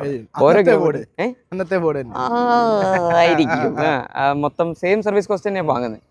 പക്ഷേ ചില സാധനങ്ങൾ ഇങ്ങനെ അവർ മറ്റേ അടിച്ചു തരും, മറ്റേ ലൂബ്രിക്കന്റ്, ഈ ലൂബ്രിക്കന്റ്, അത് ഇത് എന്നൊക്കെ പറഞ്ഞത്. അപ്പൊ നമ്മൾ നോക്കി സെറ്റ് ചെയ്യാൻ ഹിഡൻ കോസ്റ്റുകൾ. അതെ അതെ, ഹിഡൻ കോസ്റ്റുകൾ ഉണ്ടാകും. നോക്കിയിട്ട് ചെയ്താൽ മതി, വേറെ പ്രശ്നമൊന്നുമില്ല. നമുക്ക് അറിയാമെങ്കിൽ ഓക്കെ, അല്ലെങ്കിൽ അവർ കുറച്ച് പിഴിയും. അത് ജീവിക്കണമല്ലോ, കമ്പനി അല്ലല്ലോ. അപ്പൊ 2026 ഒരു ഫോർഡിന്റെ ഏത് വണ്ടി എടുക്കാൻ പോയി ഒരു കൺക്ലൂഷൻ നിലയിൽ ഫോർഡിന്റെ ഫിഗോ ആയിക്കോട്ടെ, എക്കോസ്പോർട്ട് ആയിക്കോട്ടെ, പിന്നെ ഏതൊക്കെ വണ്ടി നമുക്ക് കിട്ടും? ഫിഗോ ഉണ്ട്, പിന്നെ ഫിയസ്റ്റ ഉണ്ട്. ആ സമയത്ത് പിന്നെ എന്താ ഉണ്ടായിരുന്നു? ഐക്കൺ 1.4 ഡീസൽ ആയിരുന്നു. അത് വേഗം വിട്ടേക്ക്, അത് പോട്ടെ, അതൊരു വിന്റേജ് ആയല്ലോ. ഓക്കെ ഓക്കെ, വിന്റേജ് അല്ല, ഓടിക്കാൻ പറ്റാത്തതല്ലേ. ഐക്കൺ 1.6 വർഷം. ഡീസൽ 1.4 ഡ്യൂറാ ടോർക്ക് ഉണ്ടായിരുന്നത് അത്യാവശ്യം പ്രശ്നങ്ങളായിരുന്നു. ഇഞ്ചക്ടർ പ്രശ്നങ്ങളുണ്ടായിരുന്നു, പിന്നെ മറ്റേ ഫ്യൂവൽ പമ്പിന് പ്രശ്നം ഉണ്ടായിരുന്നു. ഇതിന് അങ്ങനത്തെ പ്രശ്നങ്ങളൊന്നും ഇല്ല. അപ്പോൾ 1.4 ഡീസൽ നമ്മൾ മാക്സിമം ഒഴിവാക്കുന്നതായിരിക്കും ബെറ്റർ. അതായത് റിലയബിലിറ്റി ആണ് നോക്കുന്നതെങ്കിൽ. അല്ലെങ്കിൽ ഇപ്പൊ ഹാൻഡ്ലിങ് അങ്ങനത്തെയൊക്കെ രീതിയിൽ നോക്കുകയാണെങ്കിൽ നല്ലതാണ് വണ്ടി. പിന്നെ പെട്രോള്, ഇതിന്റെ പെട്രോൾ എടുക്കുകയാണെങ്കിൽ പണ്ട് വന്ന ഇനീഷ്യലി ഇറങ്ങിയ വണ്ടിയുണ്ട്, 2015 വന്ന പെട്രോൾ. അത് 4 സിലിണ്ടറാണ്, പക്ഷെ അതിന് പവർ കുറവാണ്. നമുക്ക് വലിയ പവർ ഇല്ല, വലിയ മൈലേജ് ഇല്ല, അങ്ങനെ ഒരു മൈൻഡ് ആവറേജ് എഞ്ചിനാണ്. അപ്പോൾ ഈ വണ്ടി ജസ്റ്റ് എടുത്താൽ മതിയെങ്കിൽ പെട്രോൾ എടുത്താൽ കുഴപ്പമില്ല. പക്ഷെ നമുക്ക് അങ്ങനെ പ്രത്യേകിച്ച് ഇത് ഒന്നും കിട്ടാനൊന്നുമില്ല ഇതിൻ്റെ അന്ന്. എടുക്കുകയാണെങ്കിൽ മിനിമം ഇപ്പം ഇതിൻ്റെ അകത്ത് വന്ന ഇപ്പം 2019 ഉണ്ട്, അതുപോലെ ഫ്രീ സ്റ്റൈൽ വന്നു, പിന്നെ ആസ്പയർ ഫേസ് ലിഫ്റ്റ്. ഇതിനകത്തൊക്കെ വന്നൊരു 3 സിലിണ്ടർ ഡ്രാഗൺ സീരീസ് എഞ്ചിൻ ഉണ്ട്. 1.2 തന്നെ, പക്ഷേ 3 സിലിണ്ടർ ആണെങ്കിലും പവർ കൂടുതൽ, 96 bhp ഉണ്ടത്. പവർക്ക് എനിക്ക് ഓർമ്മയില്ല, പക്ഷേ 96 bhp ഉള്ളതുകൊണ്ട് അത്യാവശ്യം പവർ ഉണ്ട്. ഡീസലിൻ്റെ അത്രയും ഫാസ്റ്റ് അല്ല. പിന്നെ ഓട്ടോമാറ്റിക് വേണമെങ്കിലും ഇതിന് ഓട്ടോമാറ്റിക് ഉണ്ടായിരുന്നു. ഡീസലിൽ ഓട്ടോമാറ്റിക് ഇല്ല, 1.2 ഓട്ടോമാറ്റിക് ഇല്ല. പെട്രോളിൽ 1.5 NA പെട്രോൾ ഉണ്ട്, സെയിം ഇക്കോസ്പോർട്ടിൻ്റെ അതേ എഞ്ചിൻ. അത് ഈ വണ്ടിയിൽ വന്നിട്ടുണ്ട്. പണ്ട് വന്നിരിക്കുന്നത് 4 സിലിണ്ടർ തന്നെയായിരുന്നു. ഇക്കോസ്പോർട്ടിലെ 4 സിലിണ്ടറും DC ട്രാൻസ്മിഷൻ വെച്ച് വന്നു. അത് നിങ്ങൾക്ക് കിട്ടില്ല. ഇനിയിപ്പോൾ കിട്ടുകയാണെങ്കിൽ എടുക്കാതിരിക്കുന്നതാണ് ഏറ്റവും ബെസ്റ്റ്. കാരണം അത് മൊത്തം പ്രശ്നമാണ്, DCT ഗിയർ ബോക്സ് എല്ലാം കംപ്ലീറ്റ് പ്രശ്നമാണ്. പിന്നെ ഈ ജനറേഷൻ, അതായത് എൻ്റെ ഈ ഫേസ് ലിഫ്റ്റ് വന്ന സമയത്ത് അതിൻ്റെ അകത്ത് ഡ്രാഗൺ സീരീസിലേക്ക് പിന്നെയും പോയി, 1.5 തന്നെ. അതിൻ്റെ അകത്ത് നമുക്ക് DCT മാറിയിട്ട് ടോക്ക് കൺവെർട്ടർ വന്നു. 6 സ്പീഡ് ടോക്ക് കൺവെർട്ടർ ആണെന്നാണ് എൻ്റെ ഓർമ്മ. അതെടുക്കുകയാണെങ്കിൽ വളരെ നല്ല വണ്ടി. അതെ, പെർഫോമൻസിന്റെ പോയിന്റ് ഓഫ് വ്യൂ നോക്കുകയാണെങ്കിൽ, കാരണം 123 PS അത് ഈ ചെറിയ വണ്ടിയിൽ 123 PS സ്റ്റോക്ക്. അപ്പോൾ അത് അത്യാവശ്യം നല്ല പവർഫുൾ ആയിട്ടുള്ള ഒരു ചോയ്സ് ആണ്. ഡീസലിന്റെ അത്രയും ഔട്ട് റൈറ്റ് മറ്റേ കിക്കൊന്നും ഇല്ല, പക്ഷെ നല്ല ലീനിയർ ആയിട്ട് വണ്ടി പവർ ഇതാക്കി പൊക്കോളും. ഓട്ടോമാറ്റിക് വേണമെങ്കിലും ആ ചോയ്സേ ഉള്ളൂ. പിന്നെ എടുക്കാൻ പറ്റിയ വളരെ നല്ല ചോയ്സ് ഫോർഡിൽ ഇക്കോസ്പോർട്ട്. ഇതിൽ എടുക്കുന്നത് നിങ്ങൾക്ക് ഇപ്പം ഒരു ഇക്കോസ്പോർട്ട് ഇപ്പൊ ഫേസ് ലിഫ്റ്റ് കിട്ടുമെന്ന് എനിക്ക് ഡൗട്ട് ഉണ്ട്. 6 ലക്ഷം രൂപയ്ക്ക് ഫേസ് ലിഫ്റ്റ് കിട്ടും, പുതിയത് കിട്ടും. 20 എടുക്കരുത്. ഇക്കോസ്പോർട്ടും BS6 എടുക്കരുത്. അതെ, BS6 ഒരിക്കലും ഫോർഡ് എടുക്കാതിരിക്കുന്നതല്ല. പെട്രോൾ കുഴപ്പമില്ല, ഡീസൽ പ്രത്യേകിച്ച്. മികവാറായിരിക്കും. ഫോർഡിന്റെ അല്ല, ഫോർഡ് ആക്ച്വലി ചെന്നൈയിൽ ഒരു പ്ലാൻ ഉണ്ടാക്കിയിരുന്നു. അല്ല, ചെന്നൈയിലല്ല, ചെന്നൈ പ്ലാന്റ് ഇപ്പൊ ഫംഗ്ഷനിലുള്ളത് പൂനെയിലോ? അതെ, ടാറ്റ എടുത്ത് വാങ്ങിച്ച പ്ലാന്റ് സാനന്ദിലൊരു പ്ലാന്റ് ഉണ്ടാക്കിയായിരുന്നു. ആ പ്ലാന്റ് ഇവർക്ക് എന്താണോ ഈ വണ്ടി കൊണ്ട് അവർ പ്രതീക്ഷിച്ച് മാസ് മാർക്കറ്റ് കമ്പനിയാവും നോക്കിയത്, മാരുതിയെ പോലെ. ഈ വണ്ടി അവരങ്ങനെ മറ്റേ ടൺ കണക്കിന് വിൽക്കുമെന്ന് വിചാരിച്ചു. ഇക്കോസ്പോർട്ടിന് അത്രയും ആദ്യം ഭയങ്കര ഡിമാൻഡ് ആയിരുന്നു ഇക്കോസ്പോർട്ടിന്, അവർക്ക് മീറ്റ് ചെയ്യാൻ പോലും പറ്റില്ല അത്ര ഡിമാൻഡ്. അപ്പോൾ ഈ വണ്ടിയിൽ നിന്ന് അവർ അത് പ്രതീക്ഷിച്ചിട്ട് പോയിട്ട് മറ്റേ എത്ര ബില്യനാവും, കോടിക്കണക്കിന് രൂപ ഇൻവെസ്റ്റ് ചെയ്തിട്ട് ആ പ്ലാന്റ് ഉണ്ടാക്കിയത്. ആ പ്ലാന്റ് ഉണ്ടാക്കിയതിൻ്റെ പകുതി വിലയ്ക്ക് തന്നെ ടാറ്റ വാങ്ങിയത്. ടാറ്റയ്ക്ക് ഭയങ്കര ലാഭമായിരുന്നു. പക്ഷെ ഇവന്മാരത് ഉണ്ടാക്കിയിട്ട് അതിൻ്റെ പകുതി പോലും അവർക്ക് യൂട്ടിലൈസ് ചെയ്യാൻ പറ്റിയിട്ടില്ല. അപ്പോൾ ആ കോസ്റ്റ് എല്ലാം കൂടെ വന്ന് അടിച്ച് കയറിയിട്ട് പിന്നെ ലാസ്റ്റ് മാനേജ്മെന്റ് നോക്കിയപ്പോൾ നഷ്ടം, എല്ലാം നഷ്ടം. വണ്ടി എത്ര വിറ്റാലും നഷ്ടം, വിൽക്കുന്ന വണ്ടിക്കും നഷ്ടം. അങ്ങനെയൊക്കെ വന്ന് നിർത്തിപ്പോയി. അതെ, ആ പ്ലാന്റ് ഇല്ലായിരുന്നെങ്കിൽ ഇപ്പോഴും മിക്കവാറും ഉണ്ടായിരുന്നു. ഈ വണ്ടിയാണ് അതെ മാസ് മാർക്കറ്റ് കമ്പനി ആവാൻ നോക്കിയത്, പക്ഷെ പണി കിട്ടി. ഇങ്ങനെ ആവണ്ടായിരുന്നു. ഒരു നോർമലി പണി നല്ല കൊടുത്താണോ ഇനി സുസുക്കി? മേ ബി ആയിരിക്കാം, അത് നമുക്കറിയില്ല. അല്ല ഫോർഡ് അപ്പൊ തിരിച്ചു വരുന്നോ, വിശ്വസിക്കുന്നുണ്ടോ? എന്താ അതിന്റെ അപ്ഡേറ്റ്? എനിക്ക് തോന്നുന്നില്ല. കാരണം നമ്മുടെ ഇവിടുന്ന് ഒരു വണ്ടി അല്ലെ ഒരു കമ്പനി പോയി കഴിഞ്ഞാൽ തിരിച്ചു തിരിച്ചു വന്നു കഴിഞ്ഞാൽ ആൾക്കാർക്ക് ആ ഒരു തിരിച്ചു വന്ന ചരിത്രം ഉണ്ടോ? ഉണ്ട്. ഫിയറ്റ് 3 പ്രാവശ്യം തിരിച്ചു വന്നു. 3 വർഷം തിരിച്ചു വന്നു എന്നിട്ടും പോയി. പിന്നെ പോയി. ഇവര് പോയിന്ന് എവിടെയും പറയുന്നില്ലല്ലോ, അതുകൊണ്ട് പിന്നെ തിരിച്ചവര് പോലെ അങ്ങനെയൊന്നും ഇല്ല. തൽക്കാലത്തേക്ക് നിർത്തി. അതെ മറ്റേ പണ്ട് പ്രീമിയറുമായിട്ട് കൊളാബറേഷനിൽ വന്നായിരുന്നു.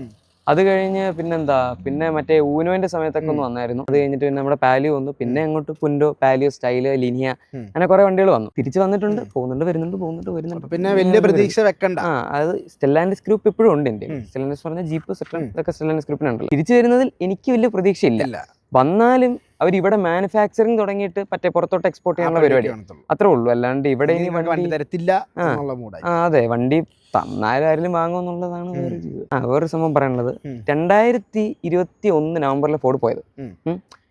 ടെക്നിക്കലി നമുക്കിവിടെ ഇന്ത്യൻ റൂൾ അനുസരിച്ച് 10 വർഷം സർവീസ് കൊടുത്താൽ മതി. 2031 ആകുമ്പോഴേക്കും സർവീസ് കൊടുക്കേണ്ട ഒരു ആസ് പെർ റൂൾ അവരുടെ സമയം കഴിയും. ഇനിയിപ്പോൾ 2033-34 വരെ അവർ കഷ്ടപ്പെട്ട് കൊടുത്താലും അത് കഴിഞ്ഞ് പിന്നെ പാർട്സ് കിട്ടുമോ എന്നുള്ളത് നമുക്കറിയില്ല. ഇപ്പോൾ ഒരു പ്രശ്നമില്ല. നിങ്ങൾക്ക് ആവശ്യം ഇതിനകത്ത് പെട്ടെന്ന് അടിച്ചു പോകുന്ന എന്താണെങ്കിലും പെട്ടെന്ന് കിട്ടും. കുറച്ച് മറ്റേ റെയറായിട്ട് പോകുന്ന സാധനങ്ങളാണ് ടൈം എടുക്കുന്നത്. പക്ഷെ ആ ഒരു സമയം ആകുമ്പോഴേക്കും അപ്പോൾ ഇപ്പോൾ ഇതിൻ്റെ റീസെയിലൊക്കെ കുറച്ച് കുറയാൻ തുടങ്ങിയിട്ടുണ്ട് ഫോർഡിൻ്റെ വണ്ടികളുടെ. പണ്ട് ഭയങ്കര കൊമ്പത്തെ റീസെയിലായിരുന്നു എല്ലാത്തിനും. ഇക്കോ സ്പോർട്ടിന് അതെ, ഇക്കോ സ്പോർട്ട് എൻ്റെവരൊക്കെ അന്നും മറ്റേ വാങ്ങിച്ച വിലയിലൊക്കെ ആൾക്കാർ വിറ്റുകൊണ്ടിരുന്നത്. അത്രയും റീസെയിലായിരുന്നു. കുറച്ച് ഇങ്ങനെ കുറയാൻ തുടങ്ങിയിട്ടുണ്ട്. അത് ഇതൊരു റീസൺ ആണെന്ന് എനിക്ക് തോന്നിയിട്ടുണ്ട്. വീണ്ടും നല്ല കുറയായിരിക്കും അല്ലേ? എൻ്റെ ഇനിയും കുറയാൻ ചാൻസ് ഉണ്ട്. അതൊരു പ്രശ്നമാണോ എന്ന് ചോദിച്ചാൽ കണ്ടറിയേണ്ടി വരും, പറയാൻ പറ്റില്ല. സർവീസ് കാരണം പാർട്സ് വേണമെങ്കിൽ മറ്റേ ലാറ്റിൻ അമേരിക്കൻ കാപ്ലസിൻ്റെ അവർക്ക് ഇവിടെ മിക്കവാറും ഉണ്ടാക്കേണ്ടി വരും അങ്ങോട്ട് കൊടുക്കാൻ. മൊത്ത പാർട്സ് ഇതിനു വേണ്ടി ഇമ്പോർട്ട് ചെയ്താലും കോസ്റ്റ് കൂടുതലായിരിക്കും. അപ്പോൾ അങ്ങനെയൊക്കെ നമ്മൾ അപ്പോൾ ഒരു കൺക്ലൂഷൻ നിലയിൽ ഫോർഡിന്റെ വണ്ടി സെക്കൻഡ് ഹാൻഡ് മേടിക്കാൻ പോകുന്നവർ ശ്രദ്ധിക്കേണ്ട കാര്യങ്ങൾ എന്ന് പറയുമ്പോൾ എന്താണ് അവർക്ക് ഒരു ടിപ്പ് പോലെ പറഞ്ഞു കൊടുക്കാനുള്ളത്? എടുക്കാൻ നിങ്ങൾക്ക് ഈ വണ്ടി ഇഷ്ടമാണ്, ഇതിന്റെ പവർ ഡെലിവറി ഇഷ്ടമാണ്, ഇതിന്റെ ഹാൻഡ്ലിംഗ് അത്യാവശ്യം ഇംപ്രസീവ് ആയിട്ട് തോന്നുകയാണ്, ജസ്റ്റ് ഒന്ന് ഓടിച്ച് നോക്കുക. ജസ്റ്റ് ഒന്ന് ഓടിച്ച് നോക്കിയിട്ട് ഈ പ്രൈസിലുള്ള ആക്ച്വലി നമുക്ക് എടുക്കാൻ പറ്റുന്ന എല്ലാ വണ്ടികളും ഓടിച്ച് നോക്കാം. i20 എടുക്കാൻ പറ്റും, ഇത് എടുക്കാൻ പറ്റും, സ്വിഫ്റ്റ്, പോളോ, എല്ലാ സാധനം നമ്മളൊരു ചോയ്സ് അനുസരിച്ചല്ലേ ഇരിക്കുന്നത്. അല്ല ഞാൻ ചോദിക്കുന്നത് ഫോർഡ് മതി എന്നുള്ള ചിന്തയിലാണ് എടുക്കാൻ വരുന്നത്. ഫോർഡ് മതി എന്നുള്ള ഇതിലാണെങ്കിൽ മെയിൻ്റെനൻസ് ഇനി വരുന്ന കാലത്ത് ഇനി ഒരു 4 വർഷത്തേക്കും കൂടെ കുഴപ്പമില്ല. 26 2030 വരെ നമുക്ക് എന്തായാലും പാർട്സ് കിട്ടും. അത് കഴിഞ്ഞുള്ളതിൽ കുറച്ച് അൺസർട്ടനിറ്റി ഉണ്ട്. അപ്പോൾ നിങ്ങൾ ഇപ്പോൾ എടുത്തു, അത് കഴിഞ്ഞിട്ട് മറ്റേ റീസെയിൽ വാല്യൂ ഇല്ല, അയ്യോ 3 വർഷം കഴിഞ്ഞു ഇനി എനിക്ക് എടുത്താൽ മറ്റേ വിറ്റ ഒന്നും കിട്ടില്ല, ആ ഒരു മൈൻഡിലൊക്കെ എടുക്കാനാണെങ്കിൽ എടുക്കാതിരിക്കുന്നത് നല്ലത്. കാരണം നമുക്ക് ആ ഒരു സേഫർ ചോയ്സ് എന്നുള്ള രീതിയിൽ പറയാൻ പറ്റില്ല. ഞാൻ അന്നെടുത്ത സമയത്ത് കുഴപ്പമില്ലായിരുന്നു. കാരണം അപ്പോൾ പിന്നെ 2.5 വർഷം മുന്നേ 3 വർഷം മുന്നേ ഇല്ല, ഇതിങ്ങനെ ഓടിക്കും. ഇതിപ്പോൾ 72,000 ആയി കിലോമീറ്റർ. 72,000 ഇനിയിപ്പം ഓടുന്നത്ര ഓടട്ടെ എന്നുള്ളൊരു മൈൻഡിലാണ് ഞാൻ. പിന്നെ പ്രത്യേകിച്ച് പ്രശ്നമൊന്നും വരുന്നില്ല. പിന്നെ ടൈമിംഗ് ബെൽറ്റിന്റെ റീപ്ലേസ്മെന്റ് 1.20 അപ്പോൾ അത് വരെയൊക്കെ എന്തായാലും പൊക്കോളും. ഇത് വണ്ടിക്ക് വേറെ കുഴപ്പമൊന്നുമില്ല, ഇങ്ങനെ ഓടിക്കും, അത്രേ ഉള്ളൂ. റോഡിലെ ചേച്ചിമാര് ചേട്ടന്മാര് സഹകരിച്ചാൽ നല്ലപോലെ. അതെ പ്രത്യേകിച്ച് ചേച്ചിമാർ 3 ചേച്ചിമാരെ വന്നിരിച്ചത്.